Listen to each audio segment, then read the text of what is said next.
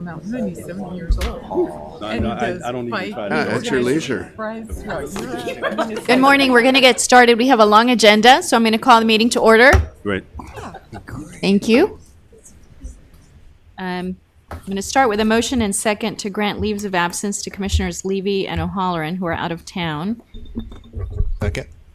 All in favor? Aye. Any opposed? Thank you. Welcome to our new employees here in the audience, as well as all members of our community who came today. Thank you for giving us a big room full. Also want to note that this is the last meeting for Commissioners Chamberlain and Young. Governor Brown submitted a list of state board and commission appointments to the Oregon Senate, and we expect her nominees for the Port Commission to be confirmed during legislative days next week. We want to thank them both for their leadership and all the ways we serve our community, business, and the Port team, for all the time you put in as volunteers on this commission. We thank you very much. Call for motion and second for approval of the minutes of the regular commission meeting of October 9th, 2019. Move to approve. Second. All in favor? Aye. Aye. Any opposed? Hearing none, motion carries. I'll ask Curtis for the executive director's report and his remarks. Thank you, Madam President, and good morning, Commissioners. Good morning, guests as well. It's really a treat to see so many folks here today. I also want to start this morning by thanking our two commissioners, Gary Young and Tom Chamberlain, for their service to the Port. It's been a really exciting and active 8 years and 4 years, and I just personally want to thank both of you for your commitment to the organization and the community that we serve. If I look back on the time each of you have been commissioners, we started PDX Next, $2.2 billion construction project, largest in the state's history, with great leadership from the two of you. Both of you were deeply engaged in the PDX Workplace Initiative, really looking out for people who work here at the airport every day, and just having the voice of many of the people who are doing the hard work every day here at the port has been a real treat for us. You know better than I, you also were here and helped oversee the growth of international air service here, addition of flights to Reykjavik, Haneda, let me think of what else, Frankfurt, briefly Mexico City, and London. Thank you. Thank you, Commissioner Young. And just most recently, and over the course of this period, a real reset at T6. As we've been talking about, we're hopeful that we get a restart of container service at T6, and both of you have really helped provide leadership in that space. So on behalf of the team at the port, I want to thank both of you personally. We've brought the traditional port parting gift, which is a Pendleton blanket. So if you wouldn't mind, they're up here. If you wouldn't mind just stepping up.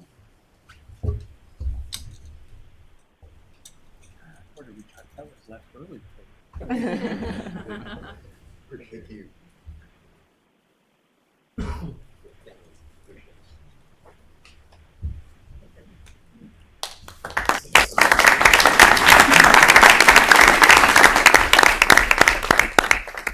I should have also both thanked each of you for hiring a new executive director.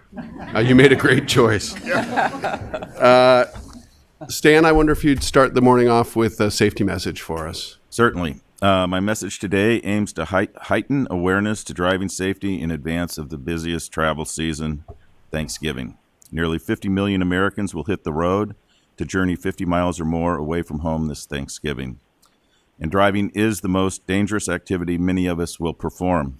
With more vehicles congesting the roads, the travel risks even become greater. Bad weather, short periods of daylight, and distracted drivers add to this danger. So plan ahead, use Trip Check, and expect delays. And here are some driving safety tips for this holiday season.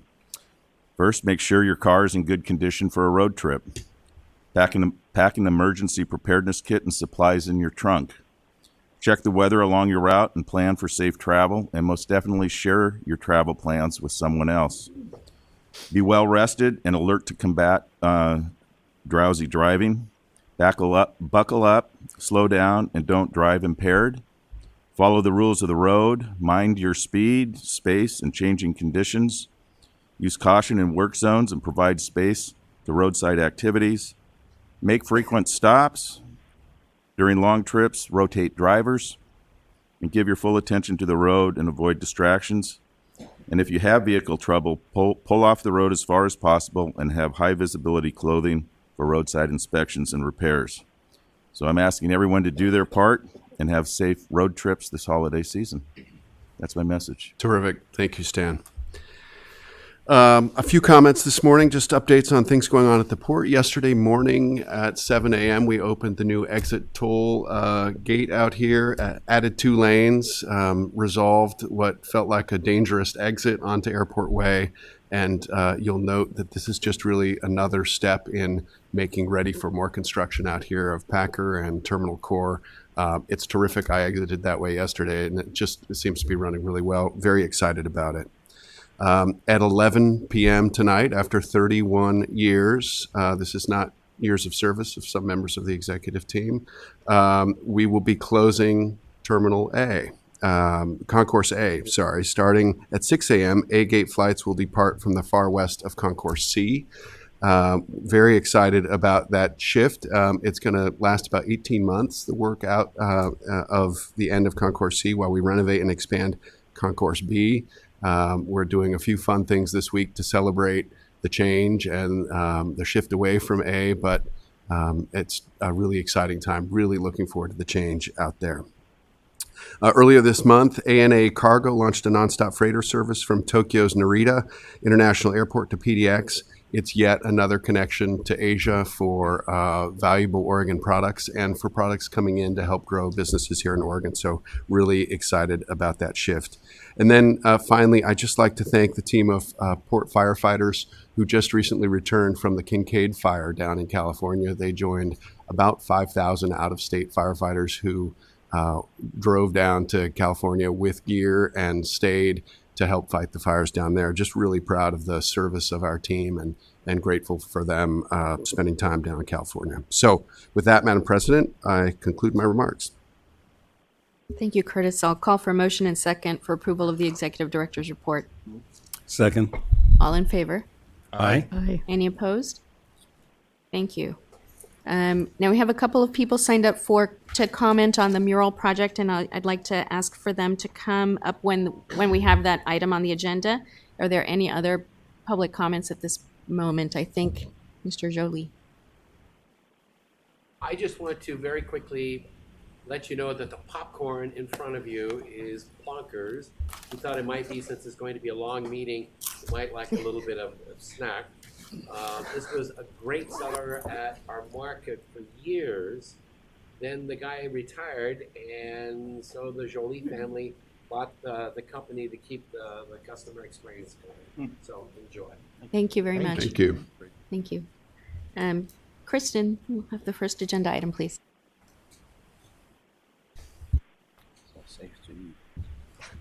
Sounds like it's good.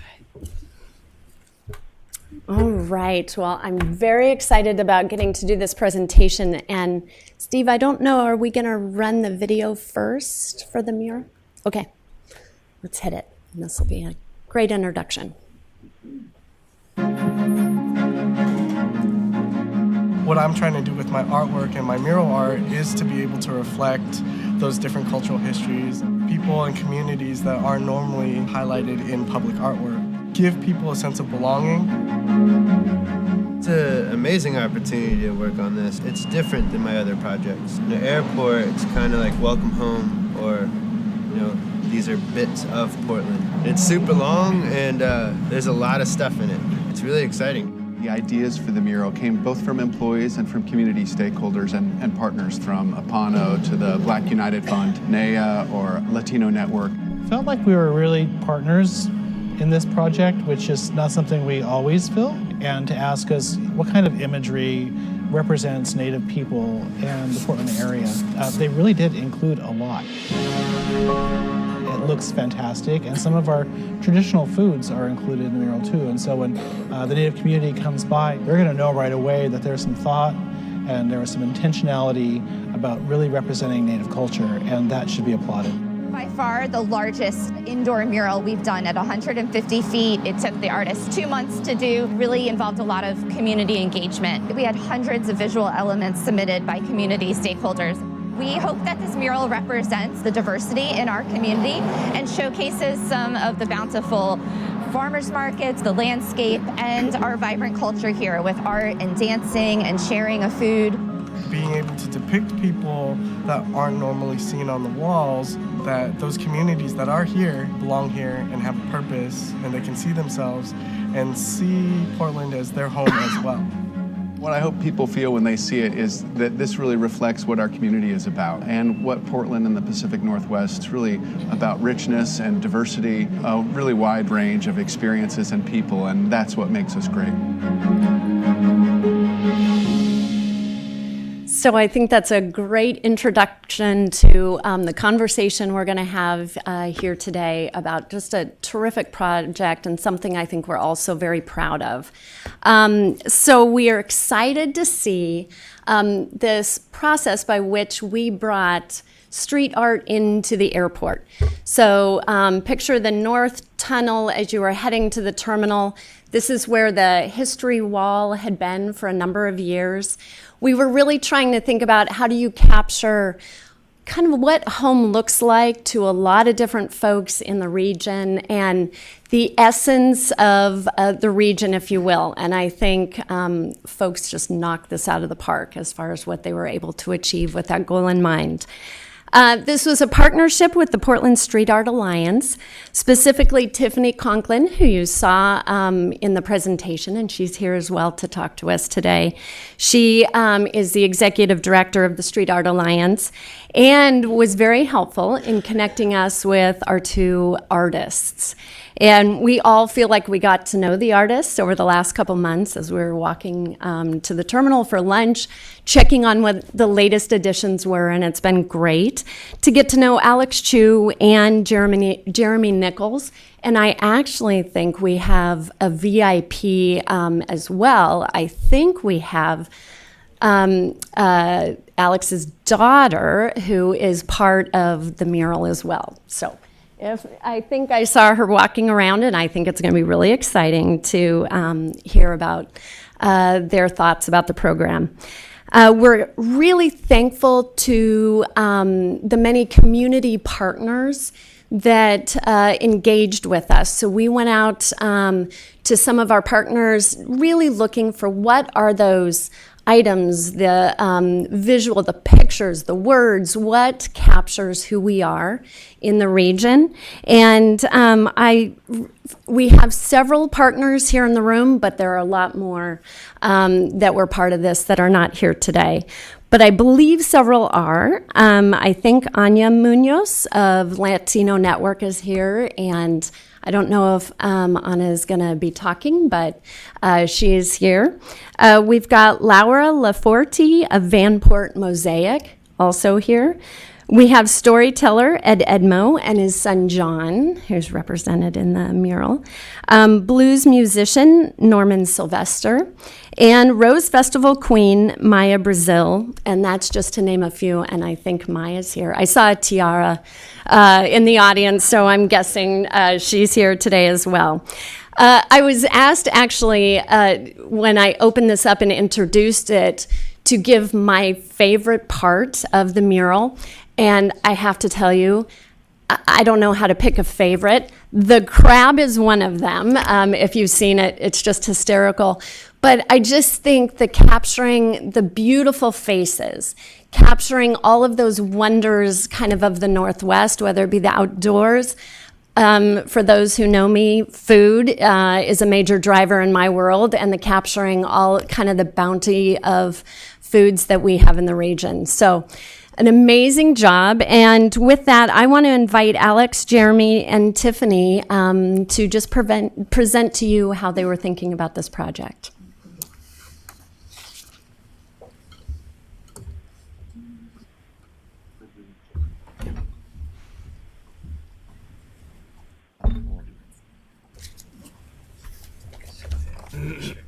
Oh yeah. Oh yeah.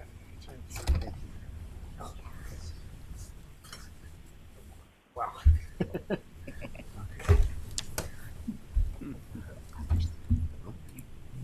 I don't know. Should I just go first? I I can start us off. Okay. Thank you all so much for having us this morning. I'd like to start off by thanking everyone that helped bring this amazing piece of public art into fruition. Primarily, of course, the artists, Alex and Jeremy. It's been a true pleasure to get to work with them on such a large project.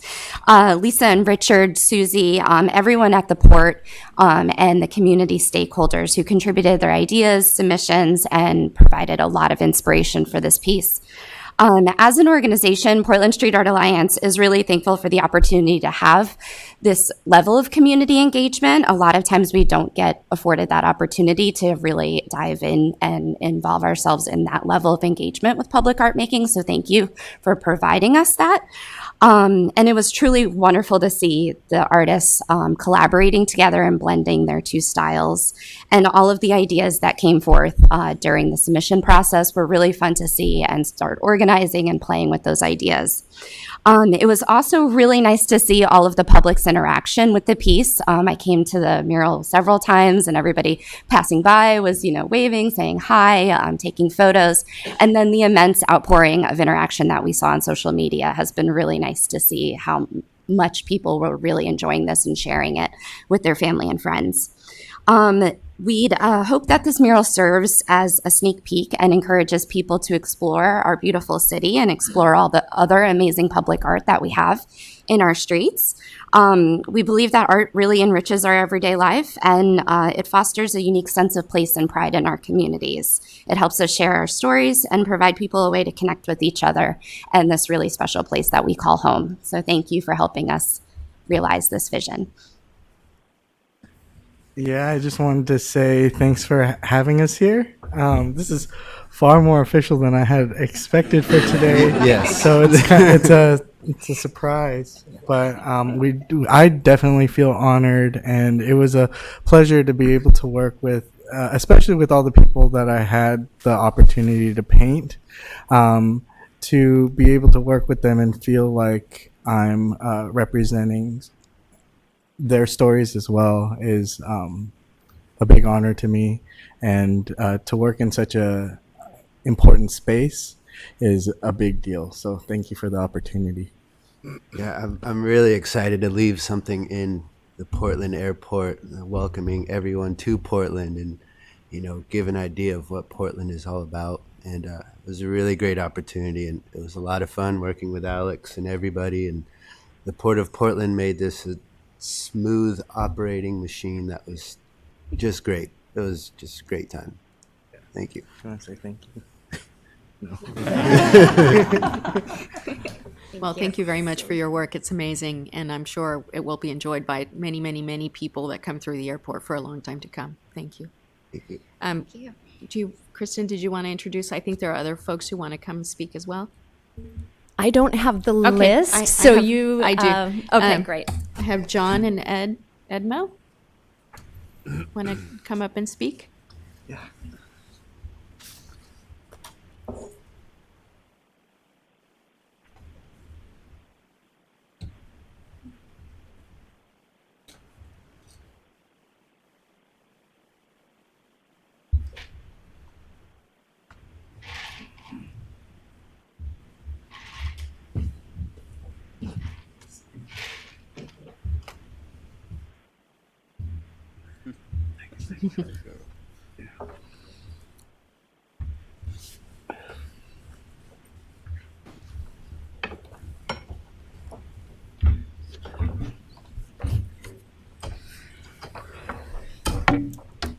As a nurse per se, Tot Smiley. Can everyone say Tot Smiley all together?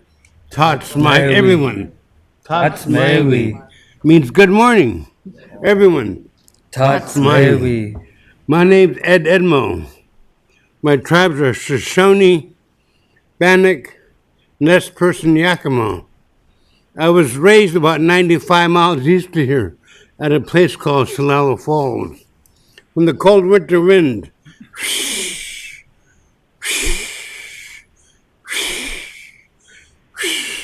was blowing down from eastern Oregon through the Columbia River Gorge, I'd be covered with many quilts made by loving hands by mom, aunties, and grandma. There'd be the crackle of the fire in the wood stove, my father would tell me stories. I thought I realized getting my culture handed down from generation to generation. Thank you for this opportunity to be a part of PDX. I've been through here many times. Tell them not to shake me down anymore. I'm on some kind of list, I am. Yeah, so they all shake me down really bad. Yeah, so you can, we your authority, your port authority, tell them quit shaking me down. How about our son, John David Hedmo? It's an honor to see all this culture, my father, on here, and I have a song for y'all. But before I do that, I'm a 8-time Grammy-nominated round dance palace singer. Northern Cree was there for 2 years. Young Spirit was there at the Grammys this year. It's a blessing and an honor to see all this, to see not just different ethnics. My father is one of the most powerful storytellers off there, and I'm trying to be like him. I'm an elder up in Canada. I always teach our youth the values of being a good youth, to our elders, to inspire. I try to inspire to my Native people and to non-Native people of what our singing is about. And I wanted to just say thank you very much, deeply into my heart. As my sister is used to all this, I'm not. It's kind of my first time. But, you know, we always make mistakes, and I always learn from my mistakes. So I want to say thank you. I want to sing a song for y'all to my father, because it's an honor to see him on here with my friend over here, Alex, too. He's a really great inspiration to me. I want to teach my nephew to be like him as well. It's just an honor to know Laura, Alex, Chasel. I know him since I was a little kid. Just that is something I'm choked up about. Is our heritage is, we want to teach people our heritage about the Native ways, Native powwows. It's just humbling to just teach. I do not do it for the money. I don't do it for the fame. I do it for my people. I do it for non-Native people too. I was inspired. I have a quick story. It's a short story. I had some person come up to me this year and ask me, "Hey, can you feel that?" We were drumming, and we all got done drumming. We walked away, grabbed some lunch. Some person comes out of nowhere, says, "Can you feel that?" I'm like, "What do you mean? I don't want to feel that. It's your feeling of the powerful drum." Because our drums are powerful in different ways to other people. They move people different ways. That's why I'm always saying to that person, I don't feel it. It's only you. You feel it because the Spirit is touching you in the right way. So with that, I want to say thank you to all you guys here. I want to say thank you especially for Alex for doing a marvelous job on the realistic of my dad. Actually, I'm looking at it now. I'm kind of like stuck on that now. It's like, okay, well, anyways, I'll just shut up and just sing you guys a song. So.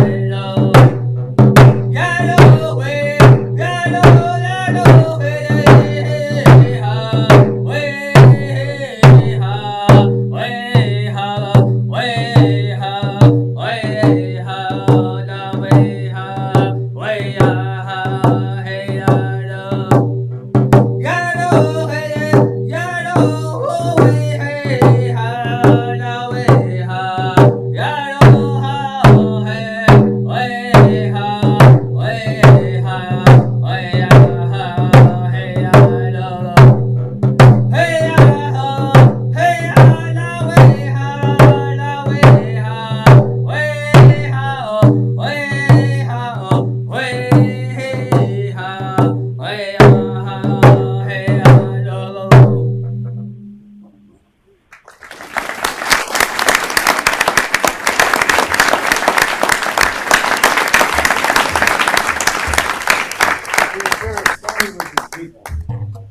I'm kind of tired though. I stayed up watching late night TV.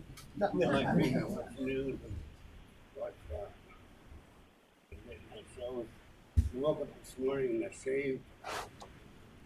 I'm tired. I brought a friend of mine to help. Can everyone say, "Grandma Bear, please come out"? Grandma Bear, please come out. A little louder, Tammy. You're the guy that's third in the room, right? Okay. Really loud, right? Grandma Bear, please come out. Is that loud enough? I think they should do louder. Grandma Bear, please come out. Really loud. Grandma Bear, please come out.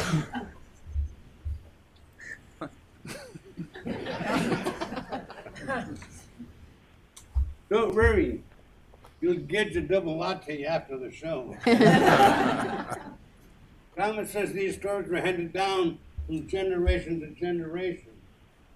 No one knows what all these stories are. These stories were told by Native Americans to teach children how to act, not to be stuck up. That you should share, help those younger and smaller than you are. Learn how to get along. Respect your elders. Don't take more than you need. Grandma says these stories about a magic time. How many people still believe in magic? Raise your hand. Yeah. My magic time is Social Security. There's no people on her. There are only animals. They could do the same thing people could do. Really, they could talk the same language. Grandma said they could talk the same language. They had magic power. They could say, "I want the wall to become a cliff," and poof, wall became a cliff. They got in trouble. People still get in trouble. Their trouble lasted forever. Some got the markings they got. Some changed color. Some lost body parts. Some became extinct. Then get grounded. Then the personnel find out and pay their trouble lasted forever. Can you say goodbye to Grandma? Bye, Grandma. You know, a long time ago, there was no Columbia River. The Cascade Mountains are there's a great big lake. If you believe science, they talk about the Missoula flood when a glacier melted 2.5 million years ago, forming the rivers and lakes of the Northwest. But that's science. Want to know what does Indians say? Coyote took a big stick to the top of the mountain and dug and sang. A powerful, everyone get your stick out. Help me say, get your stick up, everyone. And help me say it, get your stick up, everyone. Coyote took a big step to the top mountain, dug, and sang. A powerful song. Help me say it, everyone. Coyote took a big step to the top mountain, dug, and sang. A powerful. I can't hear you. Coyote took a big step to the mountain, dug, and sang. A powerful song. Coyote took a big step to the mountain, dug, and sang. A powerful song. Coyote took a big step to the mountain, dug, and sang. A powerful song. Coyote took a big step to the mountain, dug, and sang. A powerful song. The water broke through for me, what Indians call Enchuana. Means the big river, because Columbia River is a big river, right? Animal people moved out to the river banks. People flooded to the water. All Coyote to caught himself. He made Enchuana. He walked up in that Enchuana to see what he made. He saw the animal people didn't have much to eat. He thought about clerks of the ocean. He saw many salmon swim in the ocean. He was the power, told the salmon to swim upstream. That's why Coyote made Enchuana. That's why the salmon swim upstream. And that's the Colville legend. Thank you. Thank you.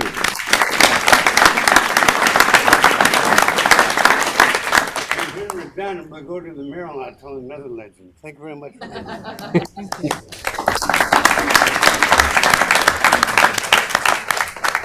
Thank you both for sharing your song and your stories. I think I have Mr. Sylvester.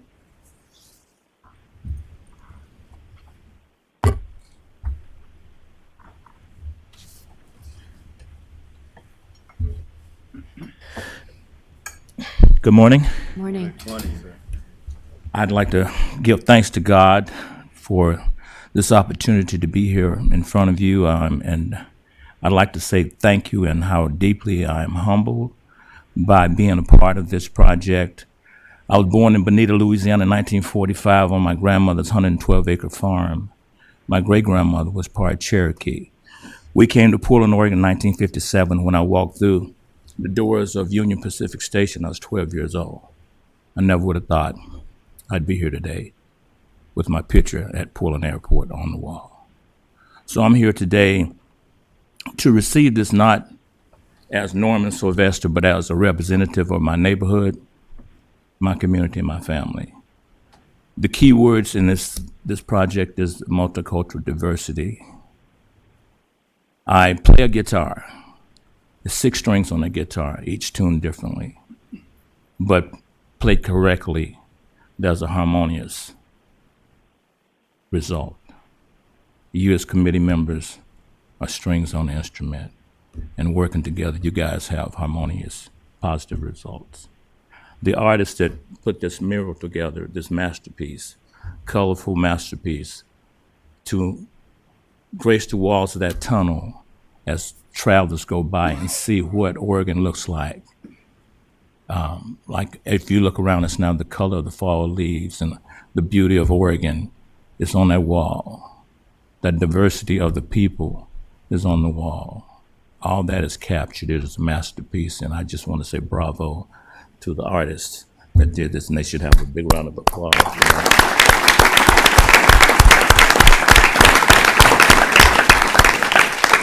And I returned to Louisiana for the first time in 33 years in May.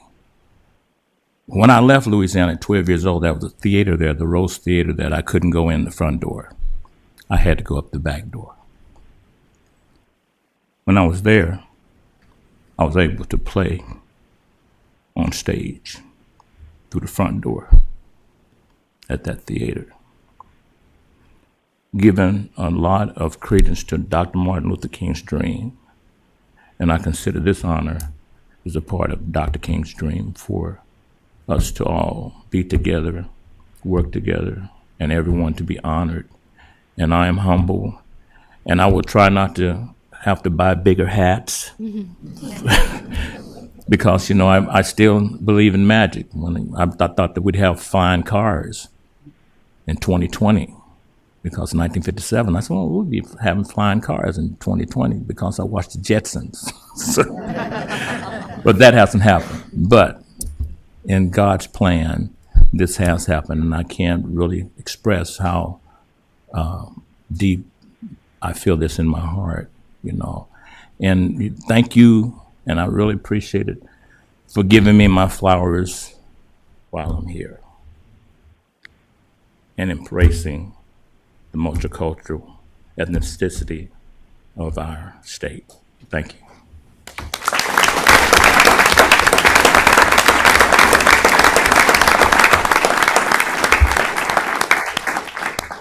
Laura Laforte.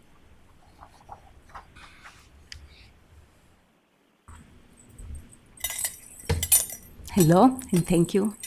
I'm feeling really overwhelmed, and I'm sure many of us, by everything, by the beauty of the artwork, by the beauty of the stories, by the beauty of our shared humanities. And I'm here, I'm the co-founder and co-director of the Vampire Mosaic. We are a collective, really, a platform of memory activists. We are artists, we are storytellers, we are historians, educators, activists, and just simple people who think that it's very dangerous to forget. And we are experiencing a wave of collective amnesia, intentionally or not. And our effort is to really remember intentionally. And stories can do that. They can keep communities alive.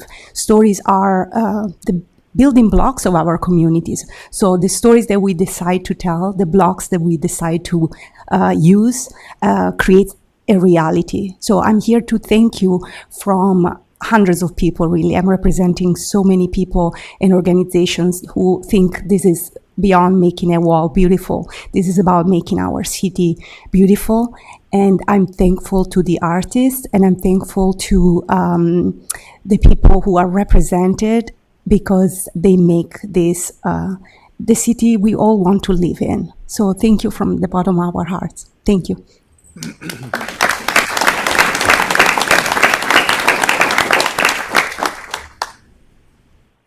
I don't have anyone else that signed up for public comment, but if there's anyone else who wanted to speak, please.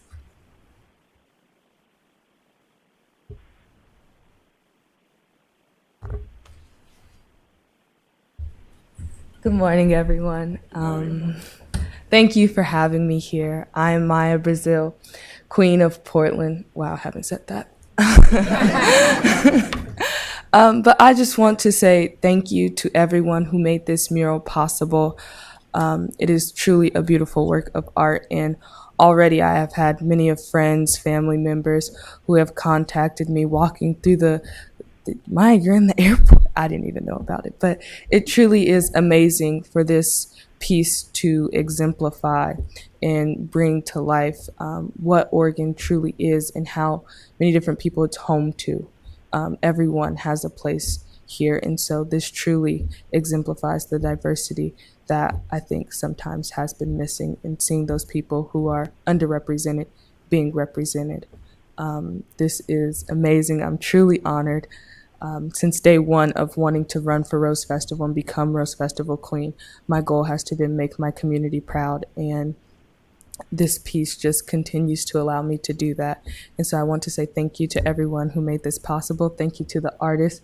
You all are amazing. I can't paint blueberries, so your work is truly phenomenal. But thank you so much to everyone who made this possible.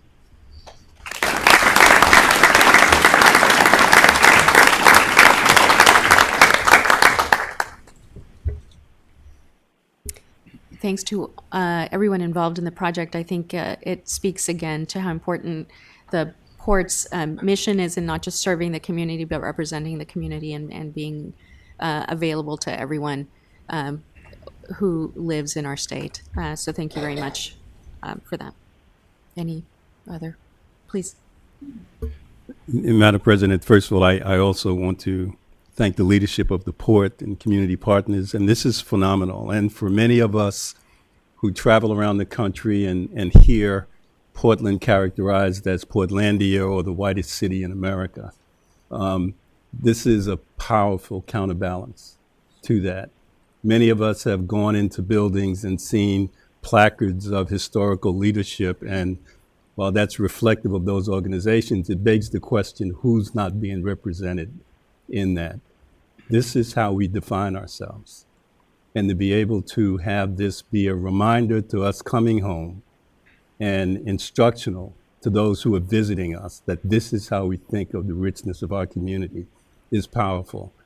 And I have to take a moment of personal privilege to acknowledge the pride in having Mr. Sylvester represent our community. If you go to Google right now and just put in the name Norman, the first name that comes up is Norman Sylvester. So this is, for 60 years, this is an individual who has helped to brand our city and the best of what we aspire to be. So again, I commend you and the leadership, and thank you very much to the artists and to those who allow themselves to represent who we are as community and to get past some of the limitations around how people see us, because we are much more than what they see. Thank you.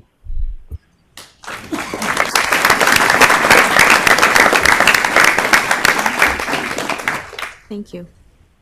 We're going to move on to less beautiful parts of our day. We're moving on to our annual external audit results. It's a hard act to follow. Sorry, Dion. Wow. Talk about a hard act to follow, guys. That was a That's wonderful rough. introduction. Is this on you? Well, good morning. Can I do my intro from here? Please. Perfect. Well, good morning, everyone. We are here to present the FY19 fiscal audit results in accordance with our statutes, bond ordinances, as well as our federal guidelines for our grants and our PFCs. We are to have a financial review of our records. For this morning's presentation, we are joined by Bob Burkett in the middle, who is the controller here at the port.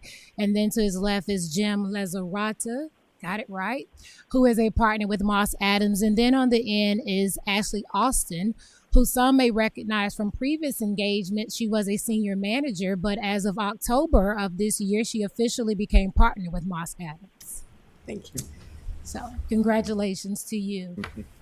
For the flow of the presentation, Bob is going to start off with presenting the FY19 audit results, and then Moss Adams will follow with their audit results as well as their required communications. But before we get into that, I want to say on behalf of myself and the entire finance team, it has been a pleasure to work with Moss Adams for this engagement. We appreciate your professionalism and your years of governmental accounting experience that you bring to the engagement. So thank you.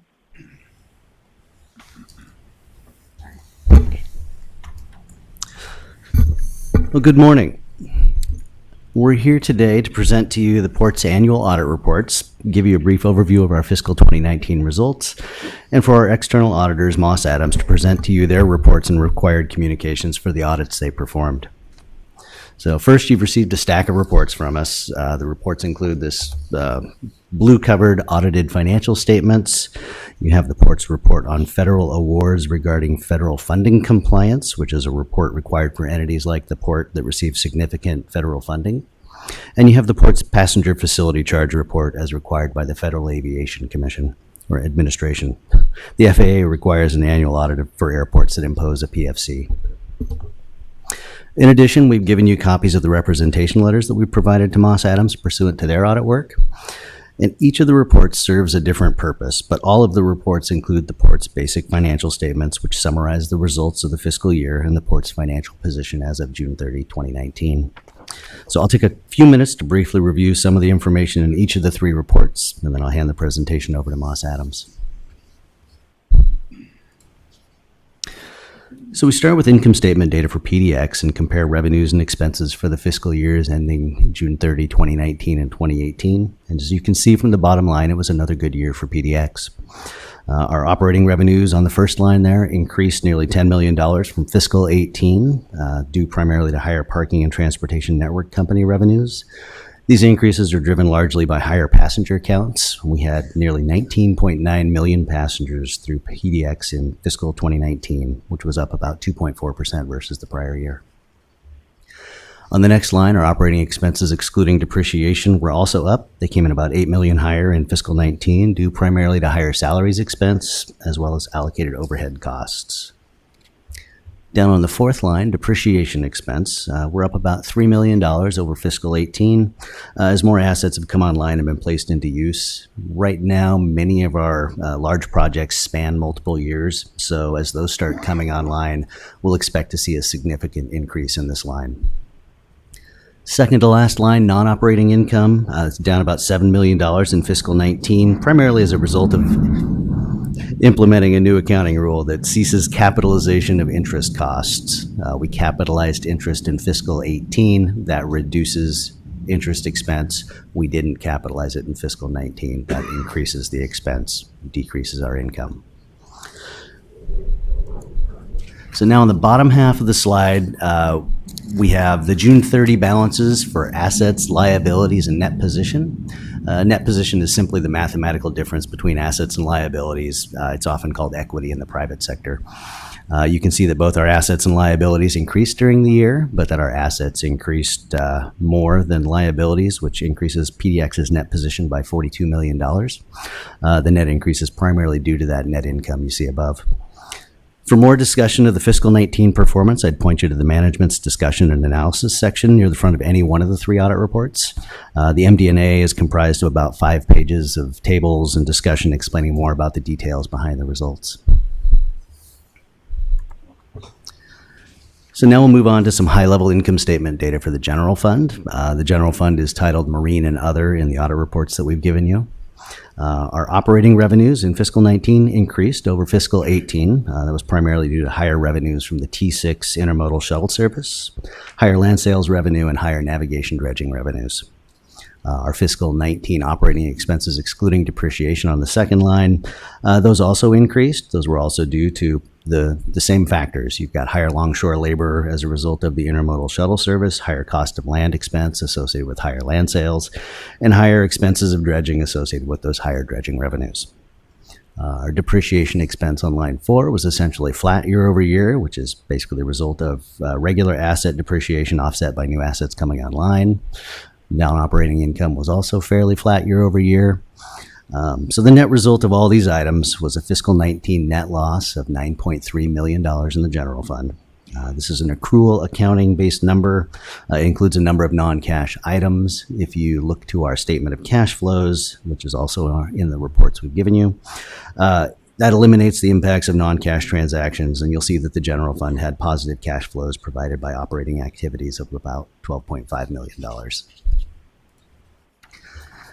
So in the bottom half of the slide, we have high-level balance sheet information for the general fund.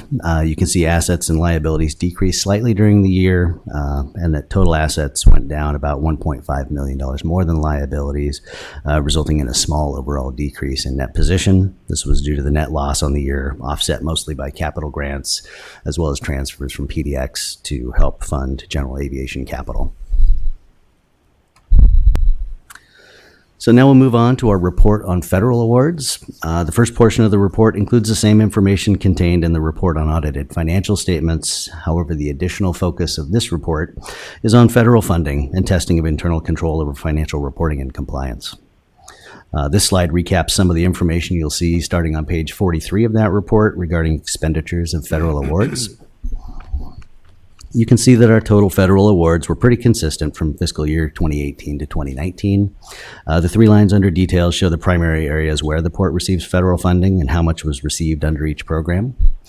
Variance in grant funding are largely a function of the projects that the port has undertaken at a given time and their eligibility for funding. So the FAA Airport Improvement Program, that funds airport capital improvements, and you can see that we incurred less grant-eligible spending in fiscal 19 than in the prior year. Our modest Homeland Security Transportation Security Administration grants that we receive help fund law enforcement and canine programs at PDX. And the U.S. Army Corps of Engineers dredging is our reimbursable contract for maintenance dredging of the river channel. While not a grant, it's considered a federal award for purposes of reporting here. The level of maintenance dredging that we perform in a given year is really dictated by the Corps of Engineers, and that depends in large part on the level of approved federal funding that they receive. So the last report we've given you is the report on passenger facility charges, which we generally refer to as PFCs. A reminder, PFCs are that $4.50 charge assessed on in-plane passengers collected by the airlines and remitted to the airport to be spent on FAA-approved projects. The PFC report starts with the same information contained in the report on audited financial statements, but starting on page 43, there's information specific to the PFC program, as well as Moss Adams' report on compliance and internal control over compliance related to the FAA's PFC program. So in the table on this slide, you can see that PDX collected about $800,000 more in PFCs in fiscal 19 than fiscal 18 as a result of those higher emplanements. Our interest earned was a little higher in fiscal 19 as a result of higher cash balances and higher interest rates. And our expenditures were flat year over year because these expenditures were for scheduled debt service payments on outstanding PFC revenue bonds that funded eligible capital projects at the airport in the past. We'll expect to see increased PFC expenditures in the future because the FAA has given us permission to spend PFCs on the terminal balancing project. So that concludes my review of the three audit reports. So before I hand the microphone over to Moss Adams, I'll pause to see if there are any questions. All right. So before I pass the mic over to Moss Adams, I'd just like to acknowledge and say a quick thank you to the accounting department for their hard work and diligence throughout the year-end process and the audit, as well as to internal audit, finance, legal, environmental, and all the other departments that have supported us through the audit. The annual audit's a significant undertaking, and the clean and timely audits this year are a direct result of these folks' efforts and support. So you may recall that last year was the second year under a new contract with Moss Adams to conduct an independent audit of the port's financial records. This is their third year under the new contract, and I'm pleased to report that Moss Adams did an excellent job performing their audits. They minimized impacts on staff, and they issued their reports earlier than I can ever remember. With us here today to present their report and required communications are Jim Lanzarana and Ashley Austin, who led the port audit. Well, thanks for allowing us to come. And once again, Ashley, we come and present after a wonderful presentation. Oh my gosh. We went and presented at Metro one year right after these 5th grade girls came on with a presentation on how to solve styrofoam in landfills. And I think you can still see that on their video. They video all of the meetings. So Ashley, once again, we come after. If there's any solace, it's that the work that we do is very important because a lot of people rely on these financial statements produced by your staff, which enables you to do all of these great things here at PDX and the Marine Terminal. So maybe we can at least hold out some glimmer here that the work we do is certainly important in that regard. So here we go. Like to talk to you a little bit about what you engaged us to do, and obviously you want to know the results of that. Ashley and I will share with you some of the details of where we focused in that audit. What were we worried about? Where did we spend our time? There are some required communications anytime we do an audit with the governing board, so we want to go through that. And we'll talk a couple of new things that are coming down the pike here at the port regarding accounting standards. So when we think about your audit, there's probably 6 phases to it. As I would think about it. 3 of them are related to the financial statements. So you have a pretty good concept that an auditor comes in and verifies the accuracy of what's in these financial statements. And you probably have a good sense, you know, we're in there, we're looking at invoices, we're looking at information that supports what's in these financials, we're talking to third parties and verifying those numbers. A second part, maybe not as obvious, is that obviously for you to put together accurate financial statements, you've got to have internal controls, our jargon, internal controls. What are the checks and balances that management uses to make sure that they can put financial statements together accurately? So we have an obligation to evaluate those and tell you if there are weaknesses. So that's a second element. A third element I would say is for you, it's just that technical review. So you're fortunate, you've got staff, you have Bob and his staff that are able to put these financial statements together. A majority of governments in Oregon are not able to have experienced staff sufficient to put these statements together. So you do that. So our job is to do that technical review to make sure that they have all of the requirements of the applicable accounting standards. So there's 3 elements related to the financials, and obviously we do all of this work and we were able to issue what we call an unmodified opinion. That's what you want to hear. You can't get any better than that. What you'd hate to hear from us is that we had to modify it because we found some kind of a problem. So a very good job by your staff, great job by management in setting an appropriate tone. Also you as a board setting an appropriate tone that enables them to do an effective job. A second or a fourth element of your audit, as Bob mentioned, you do receive federal grants. So anytime you get federal grants, there's additional requirements on your auditor to do some compliance testing. So, okay, you've got that money. Each of those grants comes with a number of compliance elements. And we're required to test that. We're also required to test whether you have internal controls that enable you to meet those compliance requirements. And again, we're able to give you a solid report here. There were no findings, no compliance issues, and the internal controls that management uses to administer those grants were all found to be effective and were being followed. So great job on management of those federal grants. The next element, again, Bob set it up, the passenger facility charge, that $4.50 per enplanement. Anytime you take advantage of that program, that also comes with additional audit requirements. So we're in there testing your compliance with whether, in fact, you're spending those dollars on the programs that the FAA approved. And and that you're administering those programs, you have the appropriate internal controls related to that. And again, we're able to give you a clean opinion there. There were no compliance findings and no weaknesses in the internal controls used by management to administer that. And finally, the last piece of this, you are an Oregon municipal corporation, and here in Oregon, the Secretary of State Audits Division says that you're going to have your auditor do some additional testing of state laws. And there's about 6 or 7 areas that we focus. The primary one is local budget law. So how well did you do the administration of that budget, get the public involved, have the public meetings, and then how did you administer that after you adopted the budget? Public purchasing, obviously with $2 billion of capital projects going on, you're letting a lot of contracts. You let a lot of contracts other than capital projects as well. And there are state laws that govern how you do that, and you have your own public purchasing policies. So we do a fair amount of testing there. There's a number of other areas, the deposit of your cash and investments, there's state laws that govern that, your risk management programs, and so anyway, there's a number of areas. And we're able to give you a no findings report there as well. And that's really amazing. I would say a majority of our clients struggle, at least with budgets, making sure that they don't overspend their budget in some area. And we didn't have even over expenditures of your approved budget to report. So pretty solid results from the various components that we audited. And with that, maybe Ashley, tell us a little bit more about where we focused. Okay. So just to set the stage a little bit, we come on site at the port for about 6 to 8 weeks. So we are here for quite a significant period of time. Staff realize that we're here for a long time. We ask for a lot of information. We ask for a lot of their time. And so this is our moment and our opportunity to tell you kind of where we spent our time. Because unfortunately, we cannot audit every dollar, but we are here to tell you kind of what we focused on.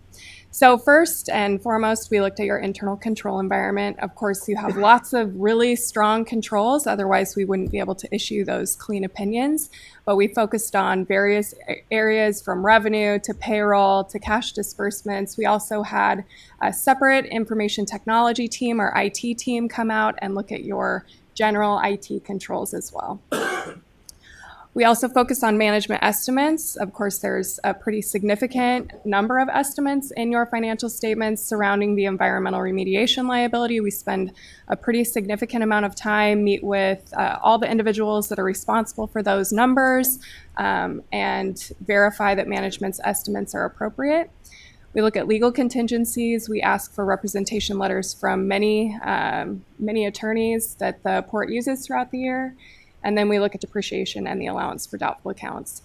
Net pension liability, of course, that's a big liability on your financial statements. So we do our due diligence to make sure that all those numbers are calculating appropriately and that they're disclosed appropriately as well.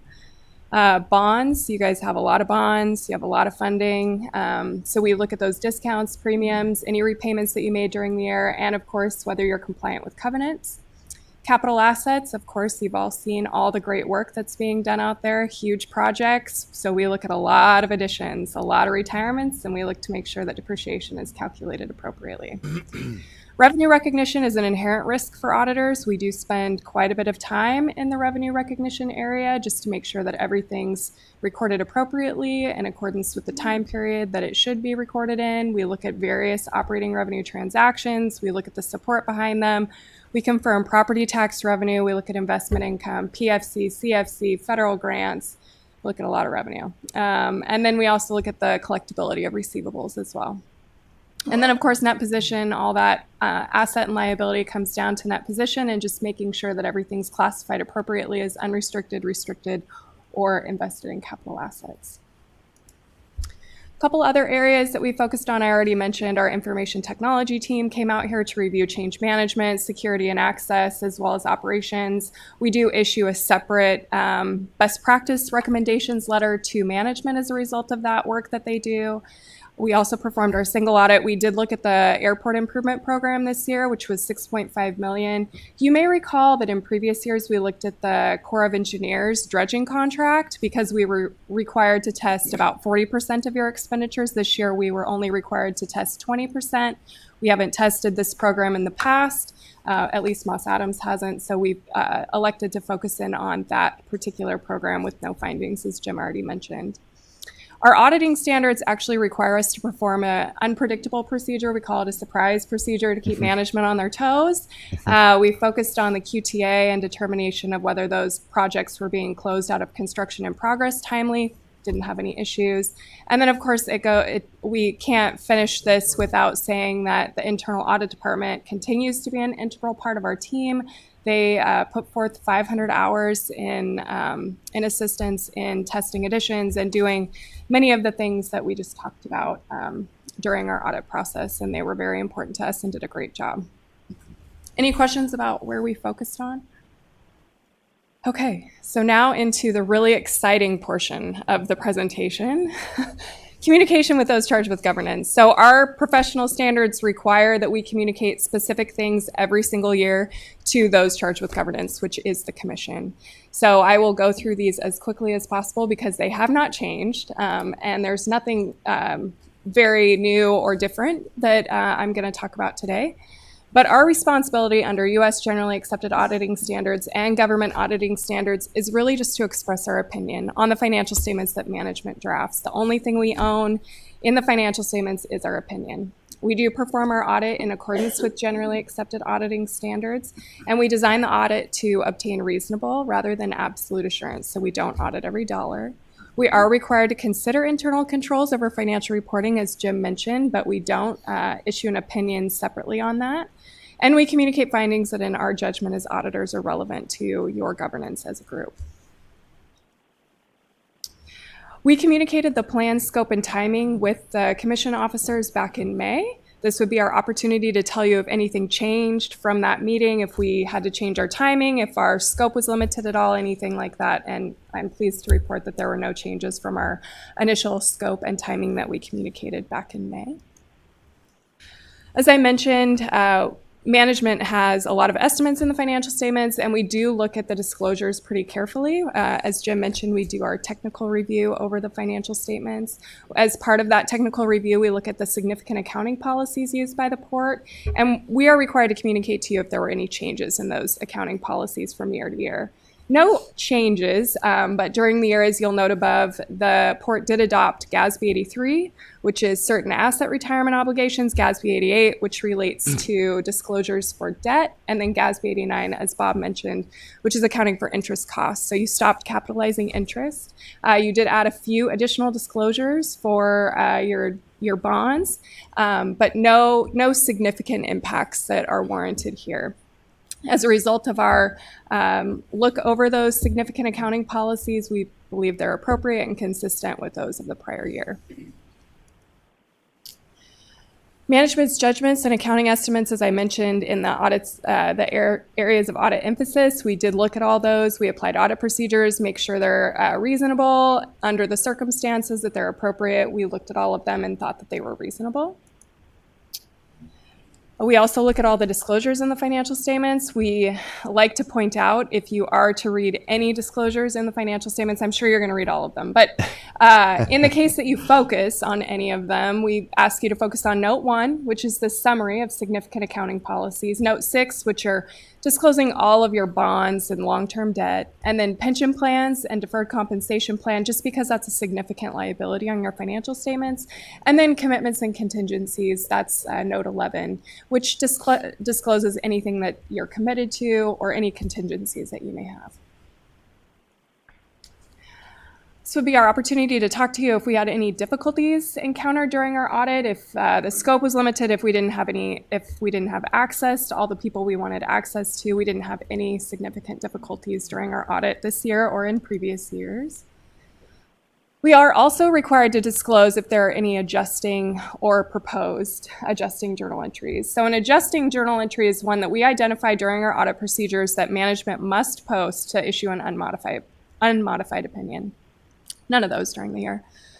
We also are required to disclose any proposed adjustments. So proposed adjustments are adjustments that are above our findings threshold that we set as auditors at the beginning of our engagement, but management has elected to pass because they're not material to the financial statements as a whole. Similar to prior year, we had a proposed adjustment this year to increase land held for sale and cost of properties sold, as well as net position by about $3 million in total. It's really due to a difference in methodologies. Management has its own methodology that they've used for years on how they remove costs. GAAP requires something different. This is actually going to be eliminated upon the final sale in each tract of those land, the Tripp, Gresham, and Rivergate properties. So it will resolve over time and potentially may not even be an amount that is required to be communicated in future years, but something that does rise above the level this year and last year. Of course, you're subject to potential legal proceedings. You already knew that, and they're disclosed in the notes to the financial statements. We do a lot of work around the legal proceedings and any litigation or anything that's going on there. So you would already know if there was anything significant there. And then disagreements with management. This is really related to if we disagreed on an accounting treatment for an item, we would be required to disclose that to you, but there were none of those disagreements this year. Deficiencies in internal control. As you heard in Jim's remarks, there were no significant deficiencies, or non-compliance, no material weaknesses. It was a really clean audit year.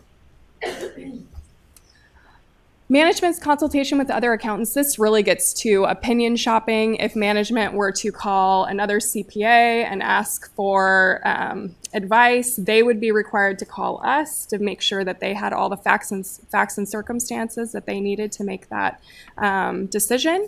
As far as we are aware, there were no consultations with other accountants. Any other material written communications other than the contract? We have 2 agreed upon procedures engagement letters that we're working on finalizing, and the management representation letter, which Bob's already provided. No other significant communications were had between management and Moss Adams. And then we are also required to talk about any concerns regarding going concern. No matters came to our attention there, of course. And then no instances of fraud or noncompliance with laws and regulations that we were aware of during our audit. Any questions on our required communications? Just had one. It's probably about 5 or 6 slides back, but it was the slide that talked about difficulties in conducting the audit. Language here is very specific. And in some instances, you've said no findings, no problems. In others, you've said no significant findings or problems. That slide said no significant problems in conducting the audit. Am I splitting hairs here? Well, in certain circumstances, no. But in that specific circumstance, yes, you are splitting hairs. There were no difficulties. There were no I think maybe you're asking if significant deficiency, there would be other items considered control recommendations or best practice recommendations that we potentially could have as a result of our audit process. We did have some of those. We communicated those to management along the way, but they were not something that we would need to disclose to the group. They were just had as a part of our regular audit procedures. So no significant deficiencies or material weaknesses, but in terms of difficulties with management, no difficulties with management. Does that answer your question? Thank you. Yeah, thank you. I think sometimes it's just our jargon. Yeah. So there's some jargon in here. A significant deficiency and a material weakness have very specific meanings in audit literature. When we use the term significant in other settings, it's kind of general English or discussion, however you want to say that. So I think the comment about not having significant problems with management is just a general term about how we worked with management, where in the case of internal controls, we're following very specific audit jargon that has a very specific meaning, if that helps some. Yeah. All right, almost there. I'm sorry. Yes. I have one more. Yeah. He started it. on semantics. You earlier used the term modified Yes. or unmodified. again, I profess to be very ignorant. Yeah. It's 35 years in this business. First time I heard unmodified as opposed to, qualified and unqualified. What is the Yeah. difference between those two expressions? Excellent question. I'm very happy about this change in Opinions. in Have you modify that yourself or? in the audit standards, the jargon was unqualified. That was the old terminology. You either issued an unqualified opinion or qualified or something even worse. And I always didn't like that language because the what you wanted was an unqualified opinion. That was the best you could get. And when I come to you and I say we issued an unqualified opinion, I get these odd looks. Well, you weren't qualified to do the work? That's what we got. And so now the jargon has changed to modified or unmodified. What you want is an unmodified opinion, and this terminology of qualified and unqualified went away. So I think it just helped. Yeah. So there's. I'm near retirement, so. Look at you. You are so astute, though. It's amazing that you followed something that maybe isn't your profession, and yet here you are very well aware of the terminology in our world. So my hat's off to you for following that so closely. So just to, this isn't really as much for your information as it is maybe just to continue to get your support for your finance team to stay on top and get the appropriate education and training. I can tell you they are already, but there's a number of new accounting standards coming at you. At least one of these is very significant to you in terms of the time and effort it will take management to implement. That's the one on leases. And I won't go into it unless you have specific questions, but it will change how the numbers appear in your financial statements, both as lessor and as lessee, in case you are leasing anything for your use. So management's already on top. This is hours and hours of effort to implement this standard. It's going to require some software. I understand that you are evaluating, in fact, maybe have selected a piece of software that will help with that. Another one that we're keeping our eye on is this GASB 84, fiduciary activities. And that's kind of an odd jargon again, but basically what that says, if you're holding resources for other people, should you reflect that in your financial statements? And the element that we want to look at is your deferred comp program. So right now you're collecting, or I shouldn't say you're collecting, but you're allowing your employees to take advantage of a deferred comp program. So they're making contributions. That plan is not reflected in your financial statements currently. And we need to evaluate whether this standard will and require that to be included in your financial statements. So we'll be working with management on that, and a couple others that are coming up that may not have any impact on you. But just so you're aware, those are coming. Yeah, and here's our contact information. Rachel Tarver was the manager on the engagement this year. She's not here today, clearly, but she's an integral part of our team. And then, of course, Jim's and my contact information. And we welcome, any reaching out that you want to do if you have specific questions or concerns. Thank you. Obviously, a more prosaic presentation than the previous one, and we wanted it to be, frankly. We don't want fireworks in this sort of presentation, so thank you. And Bob, I want to thank you and your team and all of the folks at the port who make getting a clean opinion possible every year. I know a lot of work goes into getting controls in place and making sure we're doing things in a way that gets us this result, so thank you for that. Any questions or comments from Commission? Thank you very much. Okay, thank you. Thank you. A trip down to the tunnel now. Yes. I'll call on Bobby Stedman to introduce the final general discussion item.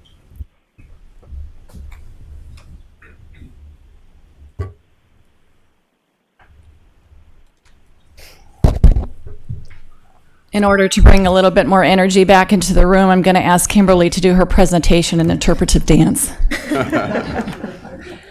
The Port's Small Business Development Program was established to ensure that businesses are provided an equal opportunity to compete in and perform on Port projects. and also to provide them with technical resources in order for those small businesses to thrive. As recipients of federal funding, the port is required to set goals and to track participation in concessions and projects. And all of that work is done within Kimberly Sutton's group. For much of the program's history, the program was led by one person, Kimberly. And over the years, due to the success of the program, we've had the opportunity to add 2 additional resources into this program to help support Kimberly. Much of that success has been due to Kimberly's work and Bobby Matthews' work over the years. So I really want to recognize them for that work because it's produced some very good results, which you'll see today. So at this time, I'd like to turn over the mic to Kimberly, who will walk you through the results of our business development program, as well as our accomplishments and future initiatives. Thank you. Can you hear me? Thank you guys for allowing me to present my program with you guys today. I'm kind of proud of it, so I'm excited to share it with you. The purpose of the Port Small Business Development Program is to enhance small businesses in the region through ensuring non-discrimination in contracting, leveling the playing field for small businesses and port opportunities, removing barriers to participation, and assisting in the development for firms to successfully compete in the marketplace. The Port Small Business Development Program is comprised of 4 unique programs that are all designed to complement each other to develop small businesses and to provide a gateway to port business opportunities. The Disadvantaged Business Enterprise Program, also known as the DBE program, applies to all U.S. DOT federally funded airport grant improvement projects. These are generally used on runway improvements, and a DBE is a minority or women-owned small business that is certified by Oregon or Washington. This program is a requirement of the Federal Aviation Administration. We also have our ACDBE program, which is our Airport Concessions Disadvantaged Business Enterprise, which is similar to the DBE program, but it is specific to the airport concessions and rental car activity. We have our local small business enterprise program. We call it our SBE program. And it's a small business program which is a majority of our contracting is used. And it is consists of all port-funded projects that are funded wholly by the port. And it consists of all firms that are certified by the state of Oregon or the state of Washington, and generally includes minority, women, service-disabled, veteran-owned small businesses, and emerging small businesses. And then finally, we have my favorite program to administer, the Port's nationally recognized Mentor Protege program, which provides support, education, technical assistance, and generally whatever the business needs, for the most part, around education to small businesses in our region. Really, it's been taken on the road this last year, and it's been replicated in many other jurisdictions. So I'm quite proud of that program. Additional details on all 4 of these programs will follow in the upcoming slides.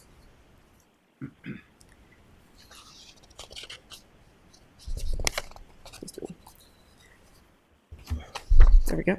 Okay. The Ports DBE program is comprised of minority and women-owned small businesses that are certified as DBE or by the state of Oregon or the state of Washington. As a recipient of federal financial assistance from the U.S. DOT through the FAA, the Port establishes DBE goals for all federally funded procurements. Goals are set utilizing U.S. DOT goal-setting methodology regulations, which require the report to review each anticipated FAA-funded contract for the next 3 fiscal years and determine how many DBEs are available for the type of work that will be contracted. We use the availability data that was provided through our 2018 disparity study to update our goals for the next three fiscal years. Additionally, the Port must adhere to strict contracting requirements mandated by the FAA, which can at times make it challenging to meet our goals, but due to our extensive outreach and other efforts, we're able to generally meet our goals and in some cases exceed them. Last year, we only had 1 project that was let, so that was pretty easy for us. We had one project which had 6 DBEs as subcontractors on that project, resulting in $1.8 million in subcontracts, which allowed us to meet our 11.9% goal, which was our target for PDX.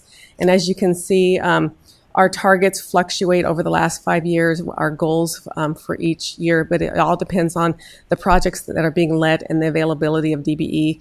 And the project goals is a constantly moving target based on what kind of work's happening out on the runways. Next, we have our Airport Concessions Disadvantaged Business Enterprise Program. The ACDB program, similar to the DB program, is a federal requirement and is specific to airport concessions activity. And an ACDB is a small business that provides goods and services to an airport concessions or is an airport concession themselves. Car rental concessions activity is tracked separately from in-terminal concessions activity. As you can see from the graph, we continue to exceed the port's ACDBE goals, due in large part by the ability and willingness to direct negotiate lease opportunities to ACDBE firms and the port's aggressive outreach program when new concession opportunities arise. Most airports rely on master concession agreements, who are large prime concession companies, to manage airport terminals and then require them to sub out concession opportunities. But at PDX, we prefer to direct negotiate those leases directly with ACDB firms, allowing them to gain experience operating directly with an airport, and it also allows them to grow and succeed outside of PDX. One recent example, and maybe perhaps you've heard, is Bambuza, who now has 3 new locations at SeaTac and is opening up a second one at PDX. And that's just a great example of allowing them to get the experience direct and allows them to grow outside of being a sub-concessionaire. We've also were able to award several new ACDB leases this last year. We awarded a second location to CC McKinsey, and we're welcoming new ACDBEs to our airport this year. We have All About Foods, who's partnering with the new Jamba Juice, and Palazzo Group, who will be a partner with a Screen Door restaurant. And we're really excited I'm not sure if I'm more excited about Palazzo or Screen Door coming to PDX, but we're really happy to expand our program and welcome our newest ACDB partners to PDX. And then we have our local program, and I want to emphasize that a majority of our contracting that we do falls under the SBE program umbrella. The Port Small Business Enter program is not a legal requirement. However, because the port takes an interest in the economic wealth of the region, it has made the decision to not only set goals on DBE projects, but to also set goals on non-federally funded port projects as well. A SBE is any small business that is certified as small by either the state of Oregon or the state of Washington. All certifications under these 2 jurisdictions are acceptable for the program. The port examines construction contracts that are $500,000 or higher, and using our disparity study availability findings, establish small business participation goals for each project. The lowest bidder must meet the goal or provide good faith efforts that they made every effort to do so. Otherwise, the bid will be rejected and will go to the next bidder on the list. Professional services contracts are solicited a bit differently because they're not a low bid process, but we do provide evaluation credit based on the proposer's willingness to include small businesses in their RFP and in the contract award, and then we hold whatever goal or commitments they stated in their RFP as contract goals. In FY19, we had 16 contracts that were over $500,000 through this process, and 3 of them were awarded directly to small businesses.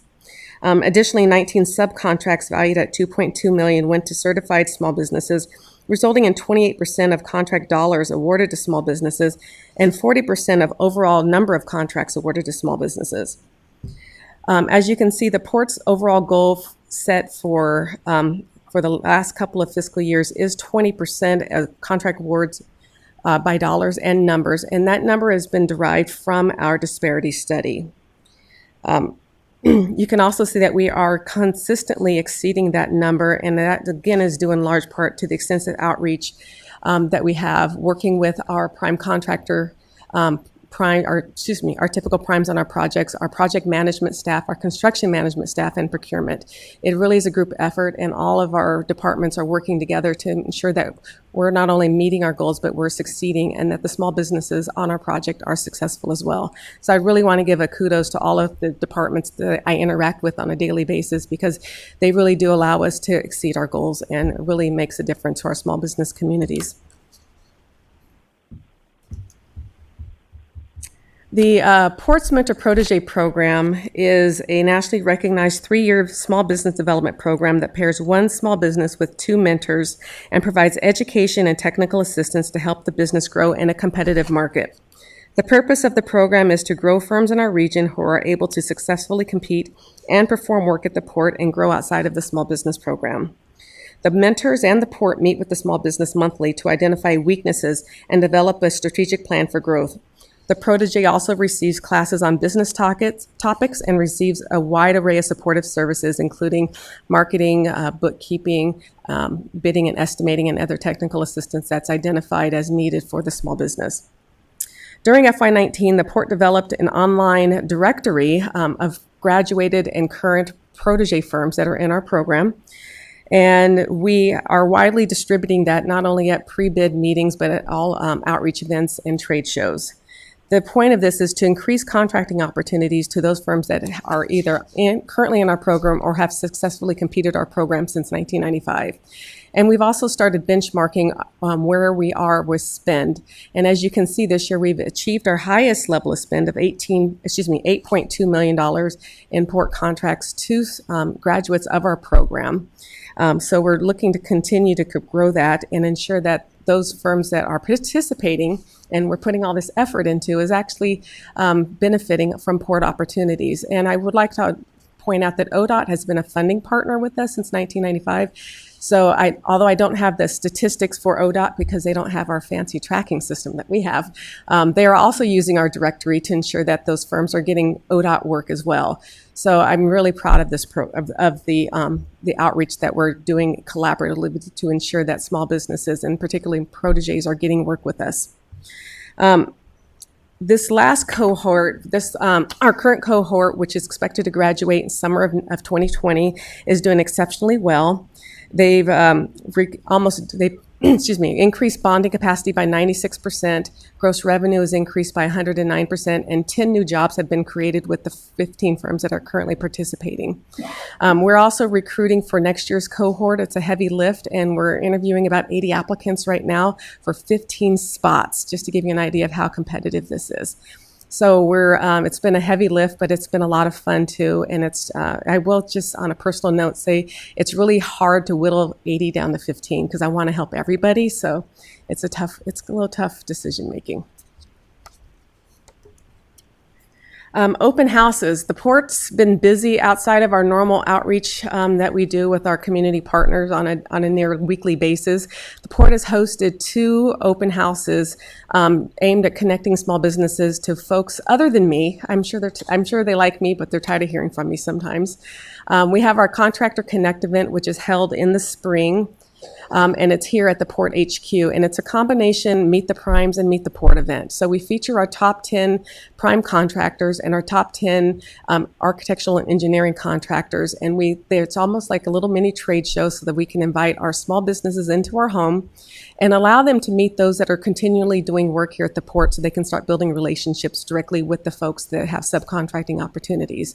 We also have port personnel from all business lines in attendance to talk about what's coming up on their radar. Some departments have procurements that are so low dollar that they don't really meet the procurement threshold, and so they're able to get direct awards if they can build those relationships with the folks in those departments that are making those decisions. So it's been a really great event. We also have a Port 101 booth there to teach them all the ins and outs of working with the port and how to use our systems. All in all, last year we had 114 small businesses participate. That was outside of just our other folks that were non-certified. And this year we're actually looking to grow. The demand has been so strong already, we might need to change venues, but we'll see for next year. So we're really happy about that event. It's taking off. And then we have Growing Portland, which is our fall open house. We hold that one in the community. with jointly with other government agencies. Last year, we held it with Portland Public Schools and Prosper Portland, and we held it at Kennedy School. Had 200 businesses in attendance, and that was an opportunity for busy entrepreneurs to connect with multiple agencies with a one-stop shopping, and really learn about what's going on contract-wise within some of these micro departments like maintenance, operations, security. And really has been very well attended. Folks love to come out, and we're excited to continue those efforts. And I want to thank all of my port colleagues who participate, because it's a big ask for them to kind of attend some of these, but some of these are late in the evenings. So what are we working on for next year? Well, we're the biggest undertaking right now is we're working on developing a bonding assistance program. The need for such a program was not only the result of our 2018 disparity study, but was also part of the Risk Department's Equity Action Plan. Our department is currently conducting market research to see which options exist in our marketplace and what are the industry best practices that are happening in other jurisdictions. We plan on providing a recommendation to the executive team in early 2020 and hopefully move forward with implementation of some sort of a decision. We're also continuing our efforts with the community benefits agreement on terminal balancing. That is in full swing, and we have kind of all hands on deck with that one. Our monthly meetings to monitor the progress of that. There's about 20 people at the table, which can create some excitement around utilization, and we're excited to report out on that at the end of the year. And then our terminal core project, we're still exploring that, so I'm going to just on that one. We're still exploring that, and we'll see where we land on that. And we have our open houses that we will continue as well. That's it. Any questions? Thank you, Kimberly. Questions?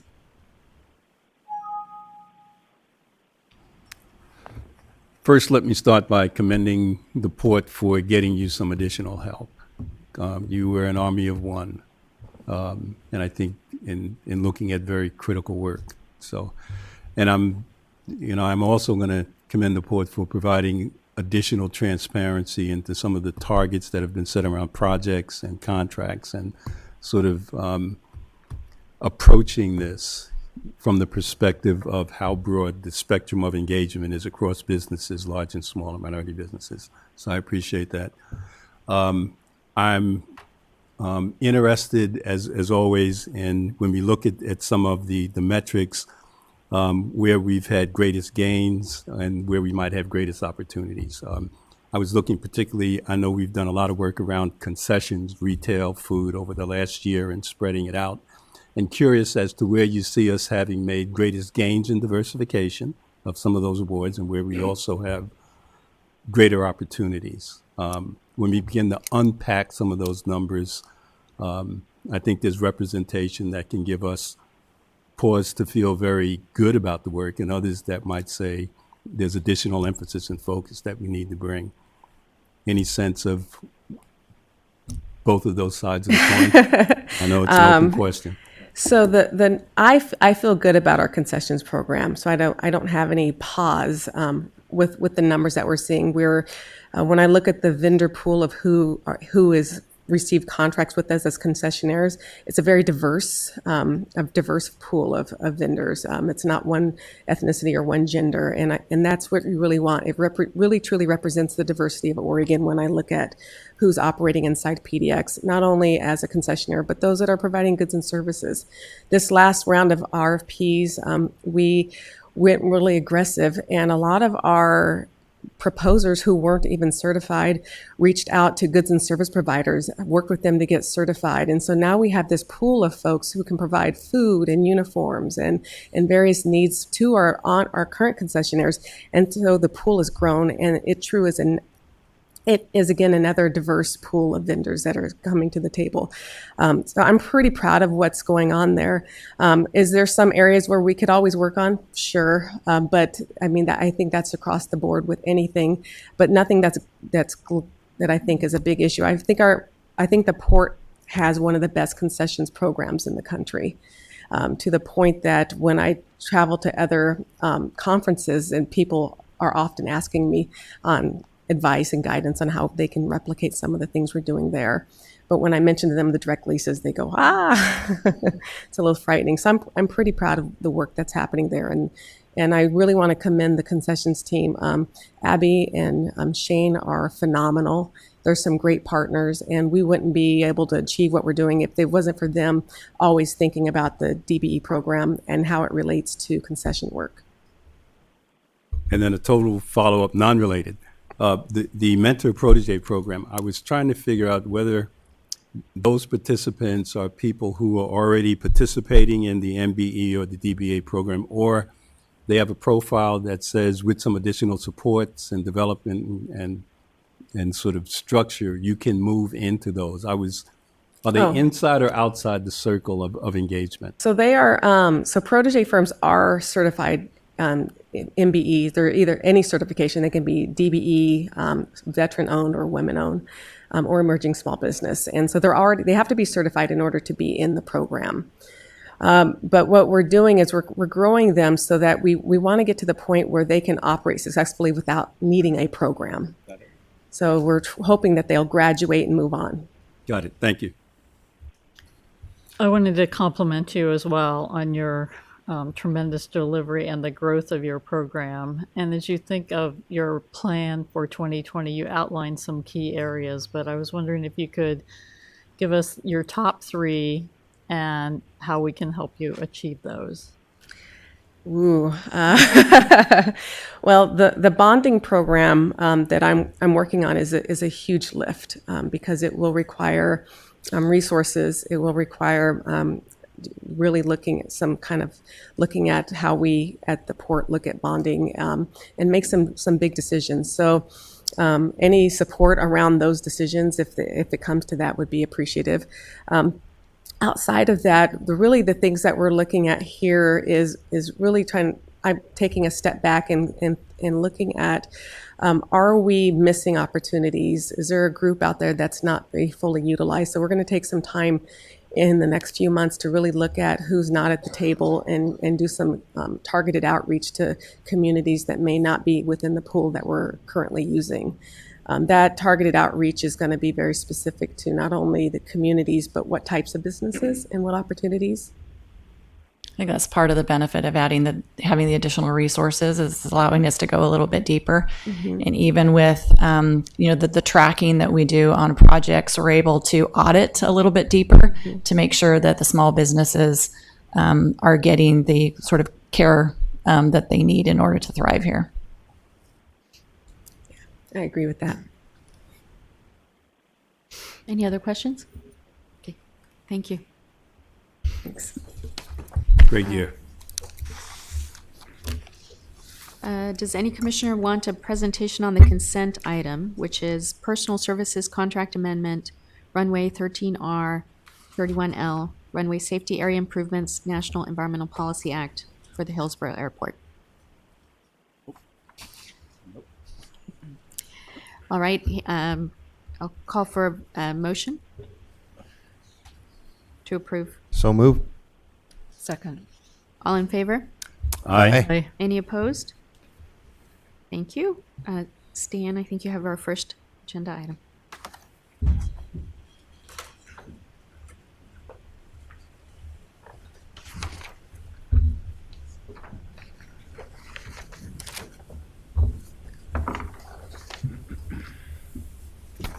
Morning. The port is under a contract with the U.S. Army Corps of Engineers to provide channel maintenance dredging on the Columbia River, and we carry out this obligation with the use of the Dredge Oregon. The typical dredging season is from June through sometimes November or December, and after which the dredge returns to the navigation base on Swan Island, where we do repairs and preventative maintenance up through about May before she goes back out on the river to dredge.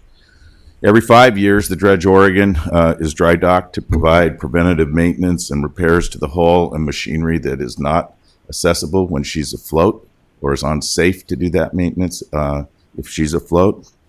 And because, unfortunately, because of the size of the Dredge Oregon, there is only one shipyard on the Columbia River that can handle the Oregon, and that's at Vigor Industrial.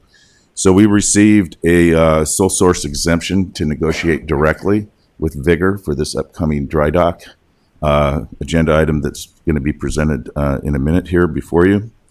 But first, Doyle Anderson is going to give just kind of a brief overview of the navigation division and our operations, since we've not really done that in a while. So we thought the commission might be interested in that. And then Chet Thomas will do, following Doyle, will present the agenda item. Thank you, Stan.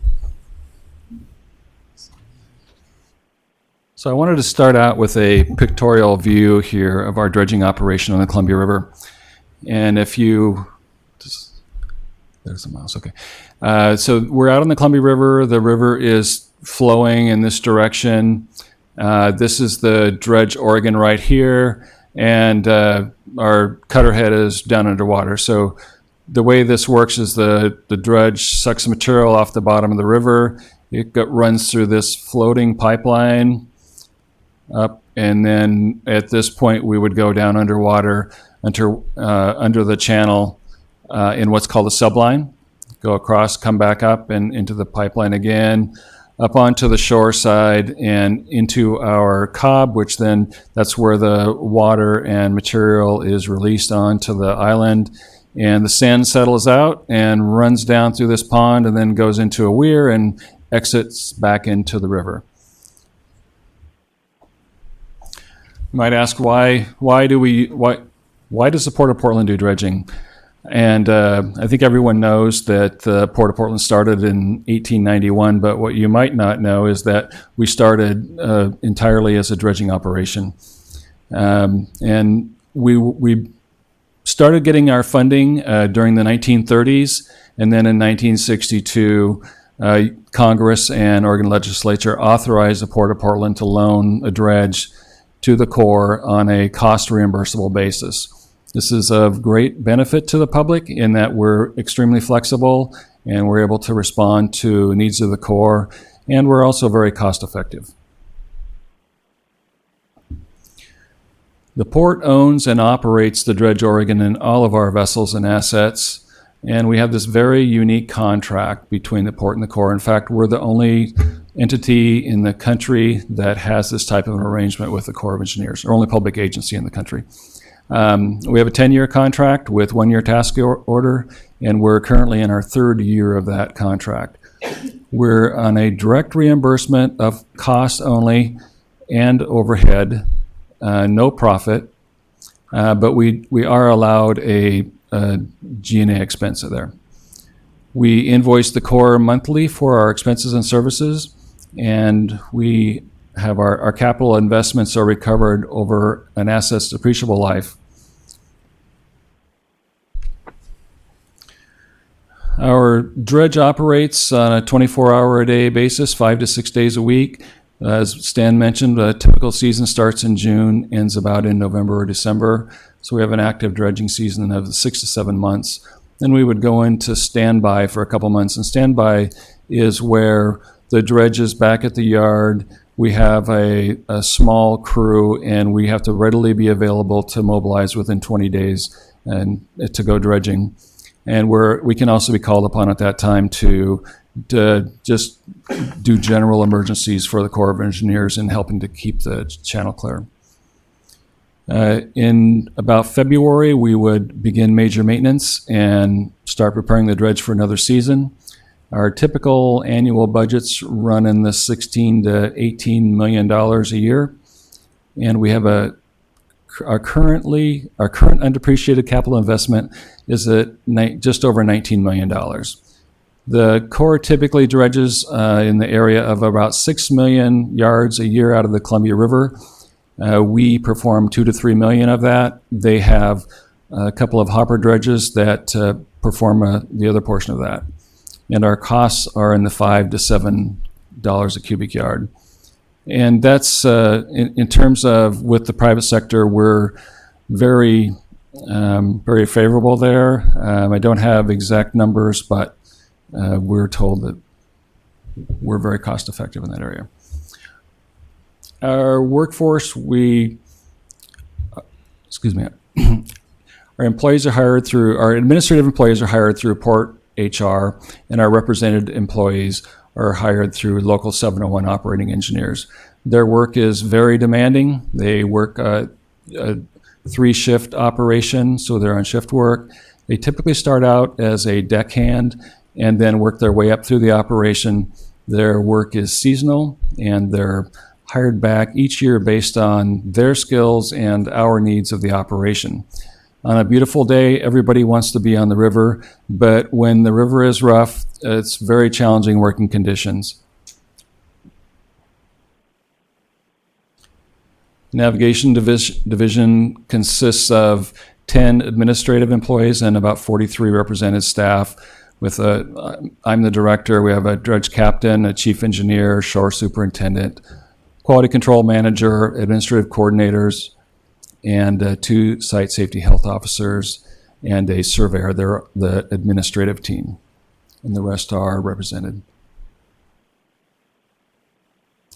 This slide shows a comparison with cost, number of dredging days, and our volumes. And I think the takeaway from this is that generally the more dredging days we have, the more material we pump and the lower our cost per cubic yard becomes. Safety is our number one guiding principle. We have an intense annual safety program. We provide training to the entire crew every year in May. We work hard to just bring general awareness to safety.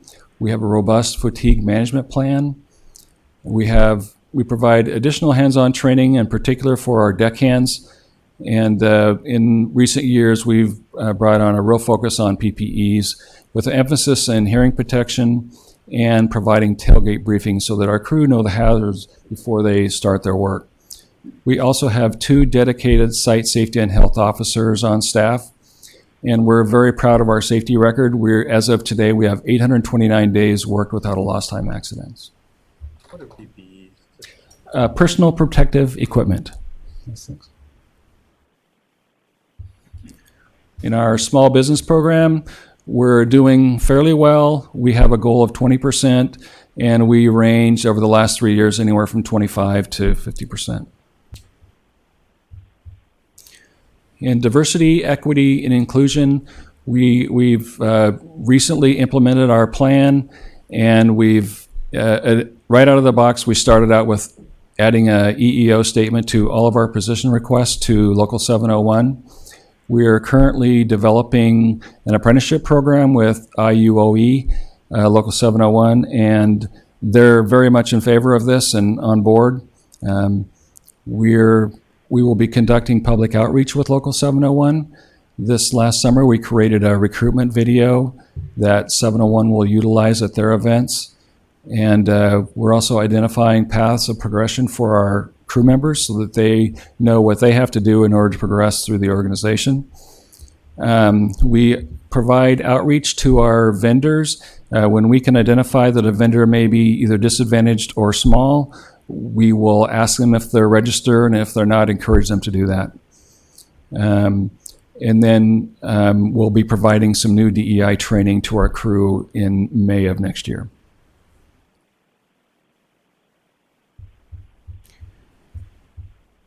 The port has had quite a history of dredging, as I said earlier, and we started dredging in 1891, but this lists all of the dredges that we've owned since then. In the early years, from 1891 to 98, we borrowed the City of Portland's dredge. And as you can see here, the Dredge Oregon has been in operation for many years and has pumped significantly more material than any of the other dredges. The overall quantity there over the years is 528 million cubic yards, and that if you were to stack that up on a football field, that would be 60 miles high. And if you were to spread it over the city of Portland, it'd be 3.5 feet deep.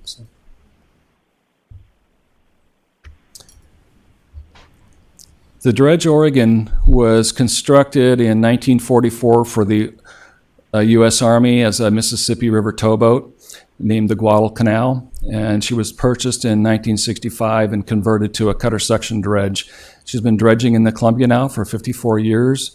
She was repowered in 2014, and we're currently studying her replacement options. Some of the historic uses for dredge material were that we placed the material upland and filled in lowlands. Swan Island was one of those examples. This is a photograph here of PDX, and PDX was created from dredge material. Rivergate, and then quite a few islands in the Columbia River were created from dredge material. This is a 1939 aerial view of Rivergate. PDX is, I think it's, oops, it's sensitive. PDX is back in this area here. So this is Terminal 6. Down here is Terminal 5, and Ramsey Railroad is up in this area. This is a current view of Rivergate now with, again, PDX here in the background. This is now Terminal 6 and Terminal 5. Terminal 4 is over here, and then Swan Island is right up in this area here.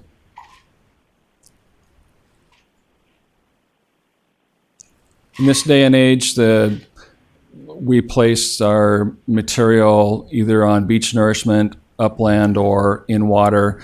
Not likely that we'll be doing much more land creation over in the future because of environmental concerns. And this is, I have a number of photos here of our key assets. This one is the dredge itself.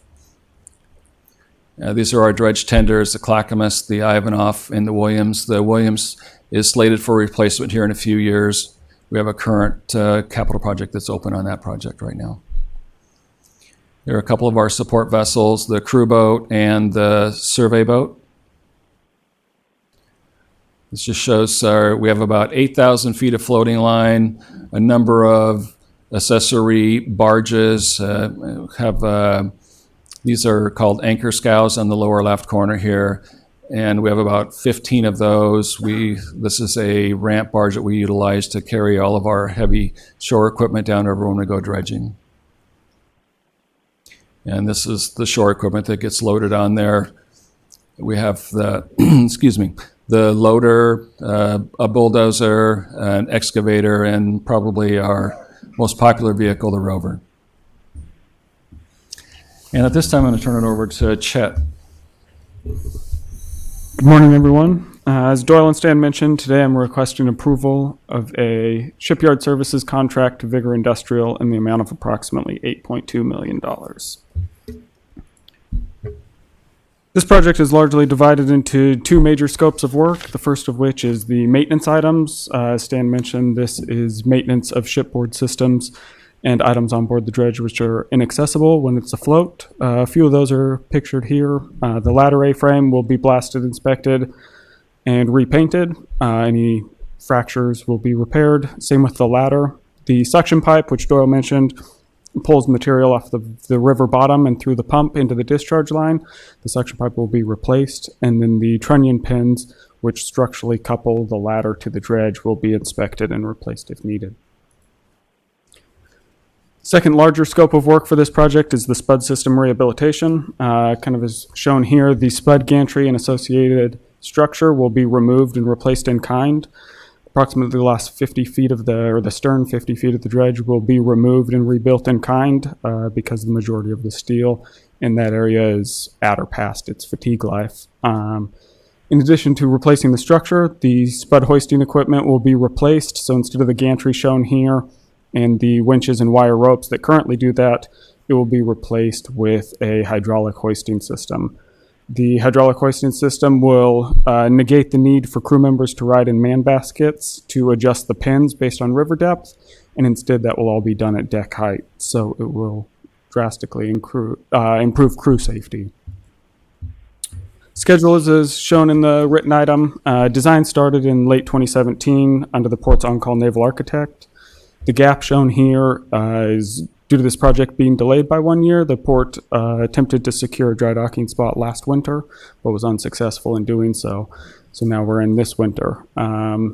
With commission approval today, construction will begin almost immediately and will last through late February to early March. Also, as shown in the written item, the budget is broken down as shown here. Project's carrying approximately 13% in contingency, which is adequate for a project of this size where largely hull conditions are unknown until the dredge is removed from water. The funding for this project is provided by the general fund with reimbursement from the Army Corps of Engineers pursuant to the port's contract with them. And then lastly, due to this being a core-funded project, a small business participation goal was not established, though the shipyard estimates that a participation goal of approximately 6% is achievable.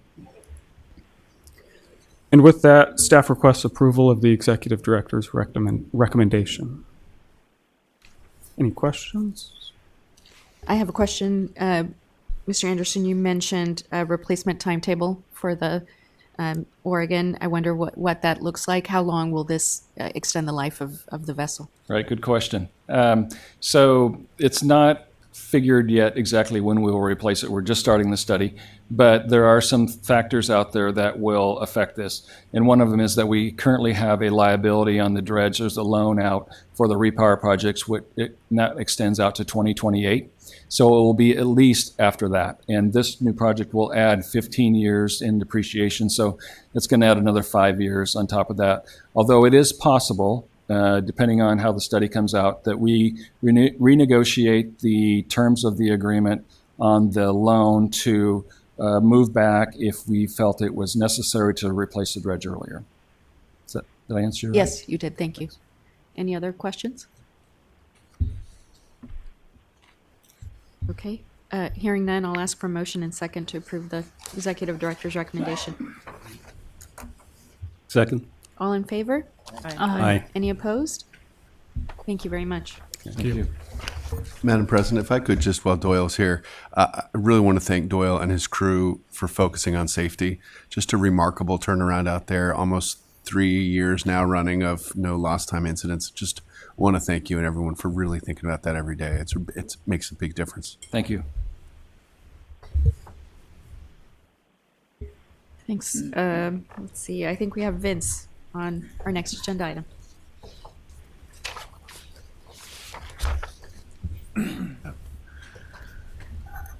Good morning. So you'll see the new logo for PDX Next. What do we have? We have 3 items today, and I'm going to just do one introduction, and then we'll bring each of them up so that you can do each one of them separately. As we've talked about here for quite some time, there's 4 big construction projects, over $2 billion, 2025. It's going to take us to get through it all, so about five years or so. There's a lot of other projects that are connected to it, but these are really the big ones. And what you're seeing today too is that there are other programs that are being impacted by PDX Next. It's not just about the capital. And so 2 of the events items that you have in front of you are related to that. These are really, the big ones, the Concourse E extension, terminal balancing, as it's also known, right? That's getting ready to open next June. Concourse B remodel, as Curtis mentioned, we're shutting down Concourse A tonight. That will allow us to be able to really work on the Concourse B remodel and add some space out there. We'll move Horizon out to the end of Concourse C. That's going to take us about 18 months. And then obviously the relocated exit plaza allows us to really get started on the Packer project, parking and consolidated rental car facility, and of when that will open up later in 2022 and 23. And then obviously the new main terminal, and we have a rendering now of what that looks like from the outside. And I've got some other photos here of just some renderings of what, as the design continues to evolve. The terminal core, as we've talked about, is really a new roof over the building, seismically resilient, and really reimagining and re-envisioning what the terminal process and procedures will look like. So new ticket lobby, ticket offices, and expanded security lanes out into the alley. We do lose a couple of gates, but the space that we get will obviously be needed as it takes us out for the next 30 years. And so here's some renderings of what it will look like if this is as you're looking into the Oregon market, and either to your right or to your left will be the security checkpoints, and we're envisioning sort of a great hall area with some stairs, and up above would be a new restaurant, kind of a signature restaurant there, pre-security, for folks to be able to enjoy the views that'll be there. And so we're fairly certain that this basic design is going to move forward. Today, there are 3 items in front of you. The first one here is an extension of the airline agreement, and we're making obviously a significant investment in the facility here. And the airlines, as always, are looking for certainty. And what we were dealing with is that the highest cost coming out of the construction was right at the end of the current airline agreement. So the airlines, in exchange for approving the second phase of the project, were looking for additional term. So Chris will go into detail on that one. The second one is an amendment for the personal services contract for ZGF as the architect. And we need them to help us with the design, obviously, on the recently approved phase 2, but also for some work on the central receiving and distribution center, which is the third item that Caitlin will be presenting. And that is as part of the project. Right now, we have loading docks that are sitting behind the main terminal building. Those will go away. And so it's been more of a trend at airports now to do all of the receiving of goods in a central area, and then you hire a contractor who does all the delivery. And it's better for the operation. It's safer, and it's also more secure, especially if we ever do reach the point where all goods are going to have to be inspected. And so Caitlin will run through that one. So I will stop there and let Chris get started on the airline agreement. Great. Thank you, Vince. Good morning, commissioners. It's still morning. I'm very happy to be here. My piece of this is a fairly simple and straightforward but important transaction requesting approval of an amendment to both the signatory and passenger airline, signatory passenger airline and cargo airline agreements to extend the term 5 years. We have 12 signatory passenger airlines operating here at PDX today. That is the list of all the carriers who provide service, with a few exceptions. Most of our airlines are signatory to this agreement. Typically, that is the case. And here we have a few seasonal international carriers who are not signatory to an agreement, which is also fairly typical in the industry. And then you see the list of our 10 cargo carriers here that operate at PDX. Obviously a very robust operation and growing operation, and critical to our overall financial and operational success here at PDX. The airline agreement in total is about $90 million a year. That's what they pay us to operate and fund the capital program here at PDX. And that will be nearly doubling by 2025 as a result primarily of our capital program. So this has been a long and robust conversation over the last 5 years with our carriers, particularly with the passenger airlines, as most of the capital involves the terminal area. So it's also worth mentioning that the agreement is the same agreement, the way these work in the United States, because of FAA grant assurances. All the agreements need to be the same. So we have one agreement that covers all of these carriers. The only difference typically is what space they lease within the terminal. So our history here of these agreements, you can see above, we've essentially had the same structure of the agreement in place. And when I say structure, these agreements cover everything from operational responsibilities, their rights of use of the property, the underlying financial structure, which is a very material piece of the agreement that counts and covers all of the financial flow of money here at PDX. So we've had this same structure in place going back to 2005 with a few tweaks as time has gone along. These agreements have, the real trend in the industry has been to evolve from short-term agreements in the post 9/11 era, where things were more uncertain, to a longer-term agreement, and that aligns very well with these large capital investments that airports are making. All the numbers are in the billions now, not just the millions. So it drives a longer term, which provides some stability and structure long term.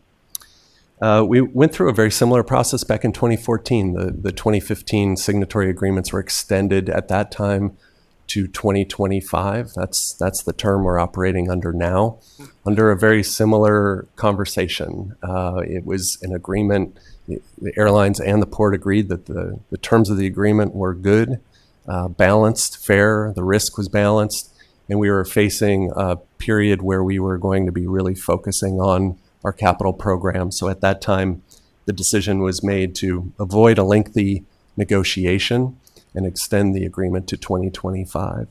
And I'll talk a little bit more about the conversations we had that led to this current extension. Here you see another great image of our PDX Next program. This is the future of PDX. Obviously, a lot of changes that you all have heard about many times now. And, since 2014, this has really been our focus here at PDX. A lot of the airfield and airside work, while still ongoing, our shift has been really to focus on the landside facilities and the terminal and prepare us for growth into the future, upgrade our infrastructure, and really at the same time make sure we make and hold and improve the great PDX experience that we all know.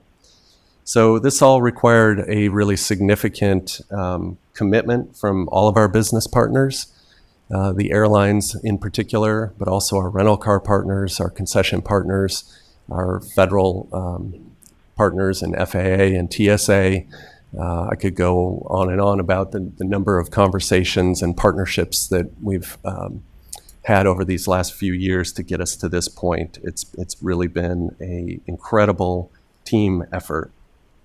This summer, Vince and I, along with a few other folks, visited each of the large airlines, the top 5 airlines, as we talked about our need for the Terminal Core program. And you can see here there's a summary of the various approvals that the airlines granted. The first one there of $17 million was for us to really get started on conceptual design.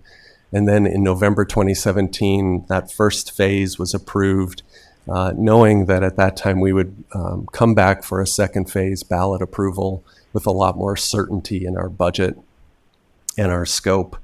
And so as we were preparing to get that final phase, we went out and visited with each of the carriers and had, as you can imagine, pretty robust discussions about the need for the program and how it was funded and financed. And that, through those conversations, in nearly all of them, the airline agreement came up. The question about, with this agreement expiring in 2025 and the costs really peaking at that point, how can we get a little bit more certainty for the longer term? And how can we also clear the deck for execution of this program? Because it's going to require a significant amount of involvement and collaboration with the airlines on the design and execution of this project. So it's also worth pointing out that since 2015, we've had 32 projects approved that are funded in the Airline Cost Center for $2.1 billion. That includes, obviously, the Terminal Core approval and the terminal balancing approval of $215 million. But there are a lot of other projects that they've approved to improve PDX over that time. So the funding for those projects comes from their rates and charges. It's and the PFC.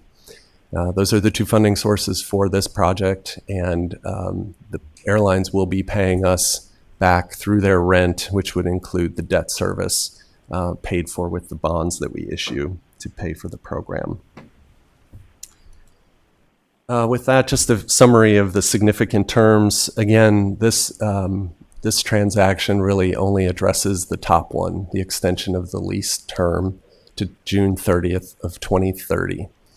The other, beyond that, are the agreements or the terms are carried forward from the existing agreement, including use of terminal space, The airlines who sign on to this agreement are committed to leasing space through 2030, but we do provide several opportunities for givebacks, several of those, and that helps them right-size their operation. That's also beneficial for the port in order to maintain flexibility. We are continuing our revenue sharing at $6 million per year. That's been closer to $10 or $11 million a year because of our strong financial results. That comes from the Port Cost Center. We're maintaining that in an effort to keep their costs manageable during this large capital program.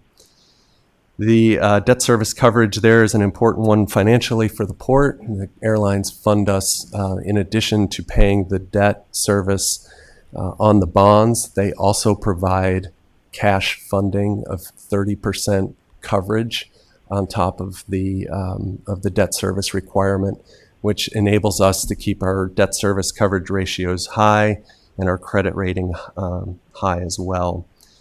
That is not I will say as an aside, that is not a typical provision in lease agreements today across the United States, but it is an important one for us here at PDX, and we're able to maintain that, and it will help us fund capital improvements well into the future.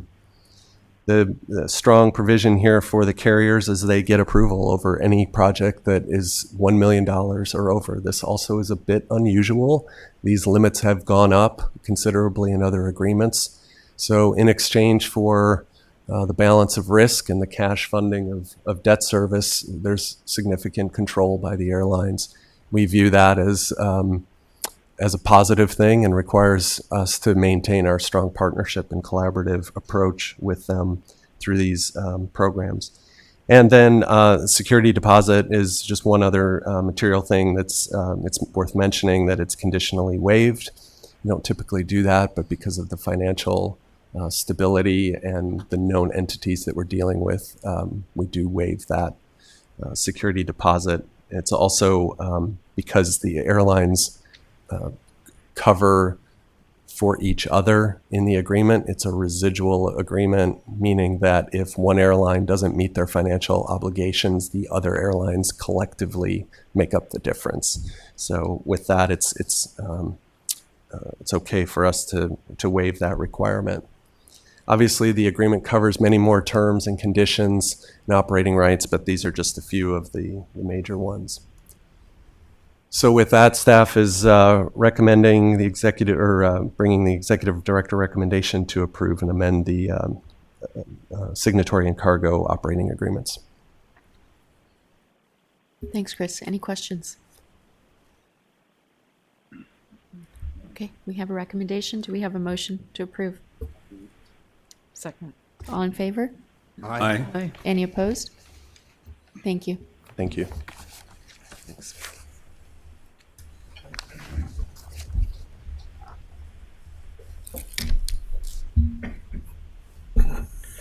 Thank you. So good morning.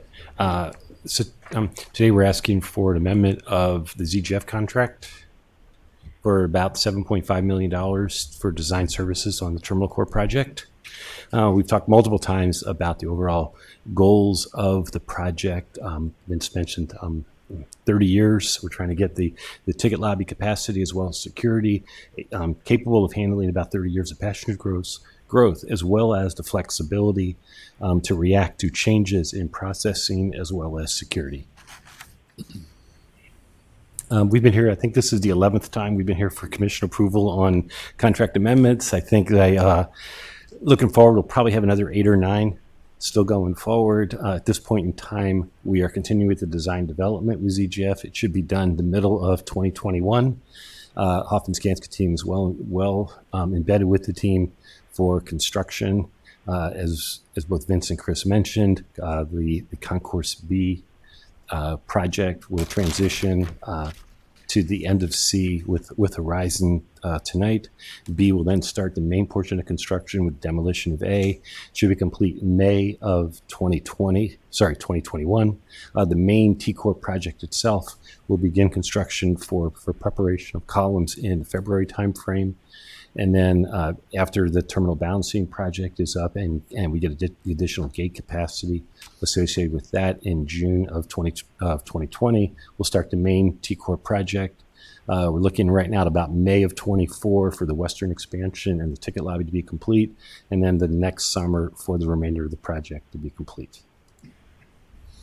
So I'll be bringing a series of construction contract amendments for the Hoffman-Skanska team, which are part of our planned approach on the project and the phased aspect of it over the next few months.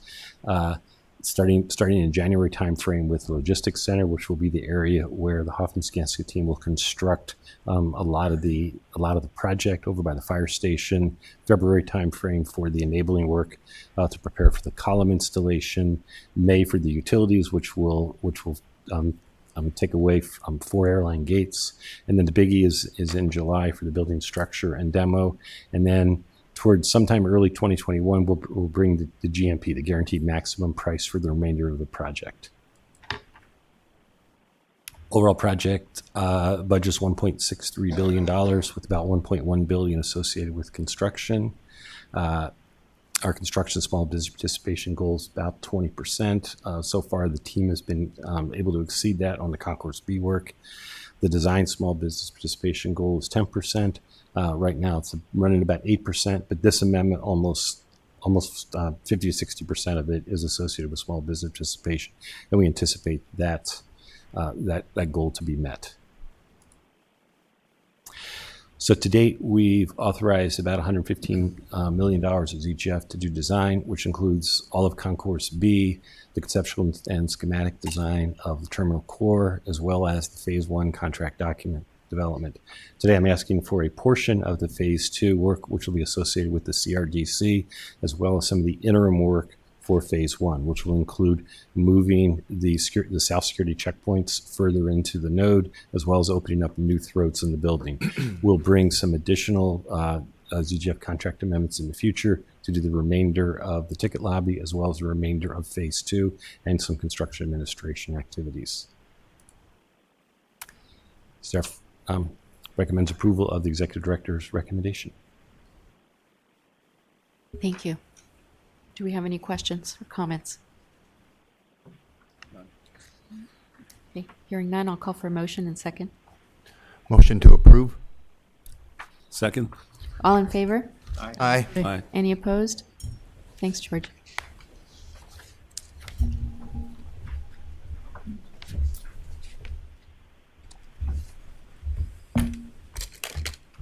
Morning.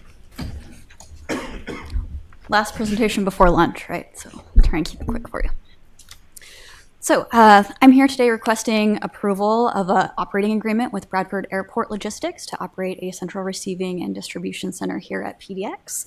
And I would just note Bruce Glass from Bradford Airport Logistics is here in the room today. They've been a great partner so far, and he's here to show his support for this agreement. So in order to understand why we actually need an operating agreement for this facility, I'll just give you guys a quick overview of our current process and what it looks like right now. So currently, when vendors come to our facility to deliver goods to concessionaires in the terminal, they come out here off of Frontage Road, where these dots are over here, to one of our airfield gates, where they line up during delivery hours, typically 2 a.m. to 2 p.m., and wait for an escort. A lot of the drivers of these vehicles are not badged, or if they are badged, they don't have the ability to drive on the airfield. So they wait at this gate for a security escort to come meet them at the gate.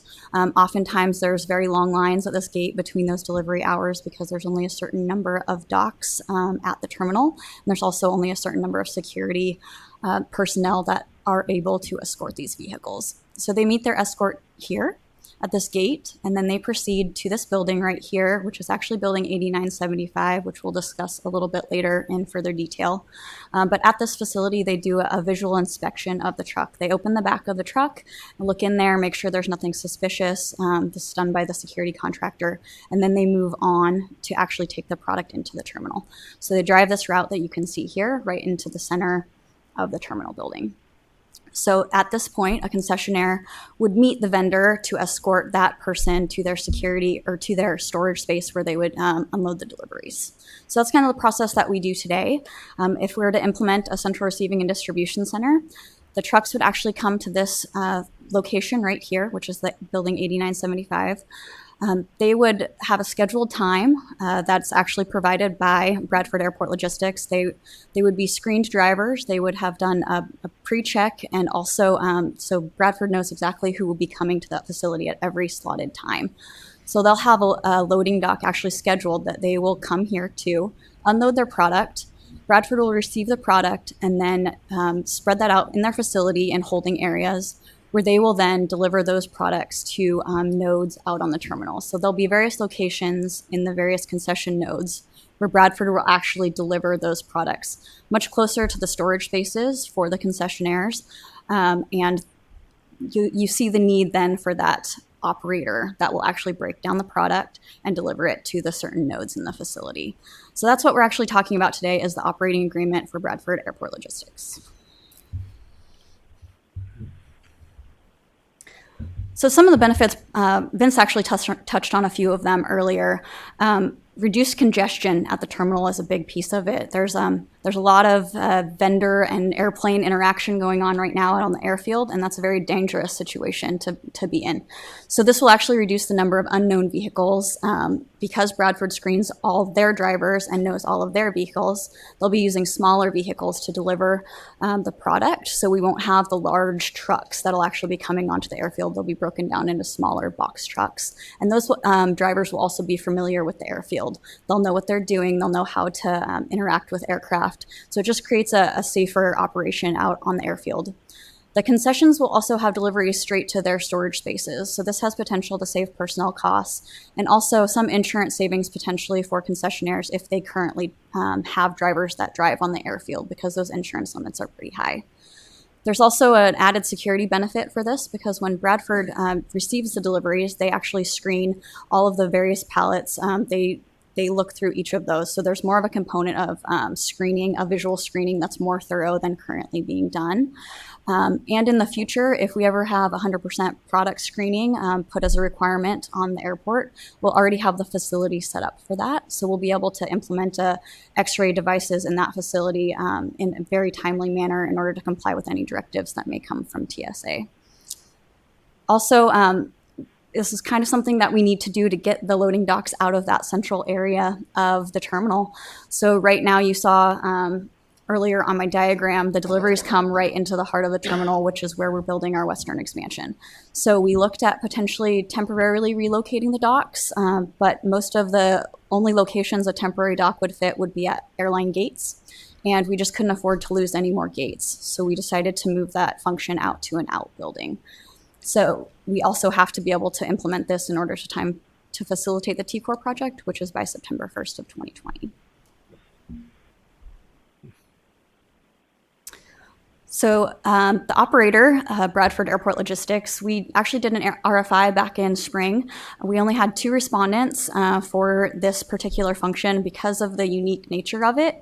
This is, as Vince touched on, one of the new up-and-coming processes at various airports around the U.S., but it's still relatively a new process. So there's really only one provider that was able to have the experience in design, implementation, and management of this facility that we really need in order to get it up to speed in time to meet that deadline for TCOR. So they have, they've implemented 17 different facilities around the U.S. They have a very sophisticated software system that tracks these deliveries all the way from when they take the delivery from the vendor all the way to the storage unit for the various concessionaires. They also have implemented, as I said, 17 facilities, and so have a team that they've put together in order to implement this in time to meet the deadline in September. So the business terms for the operating agreement are on your screen. It's a 5-year term. This will get us through the Terminal Core project so that we can see how things are going. It's $2.5 million approximately annually to operate this facility. Bradford will be paying a $15 minimum wage requirement. As I discussed earlier, there is a security contractor that currently provides the escorting for this, but they are thought to either they'll be absorbed by Bradford or potentially slotted into different functions for the security contractor because they provide other services at the airport as well. The facility will be the non-exclusive use of Building 8975. The renovation for that facility will be paid for by the Terminal Core project, as George touched on earlier. The port will maintain the building and systems, and the operator will do the day-to-day maintenance of the facility and the equipment as well. The schedule is on your screen right now. After commission recommendation, we'll move forward with the implementation with the concessionaires, and then also the design and permitting of the actual facility to renovate the building.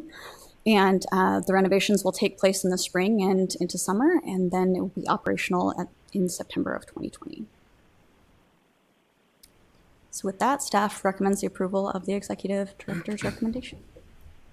Thank you, Caitlin. Questions? Yeah. Yes, great work, by the way. But on the minimum wage, is there an escalator in there for the out years? There is. We have an escalation in there of 2% right now. Okay, thank you. Please.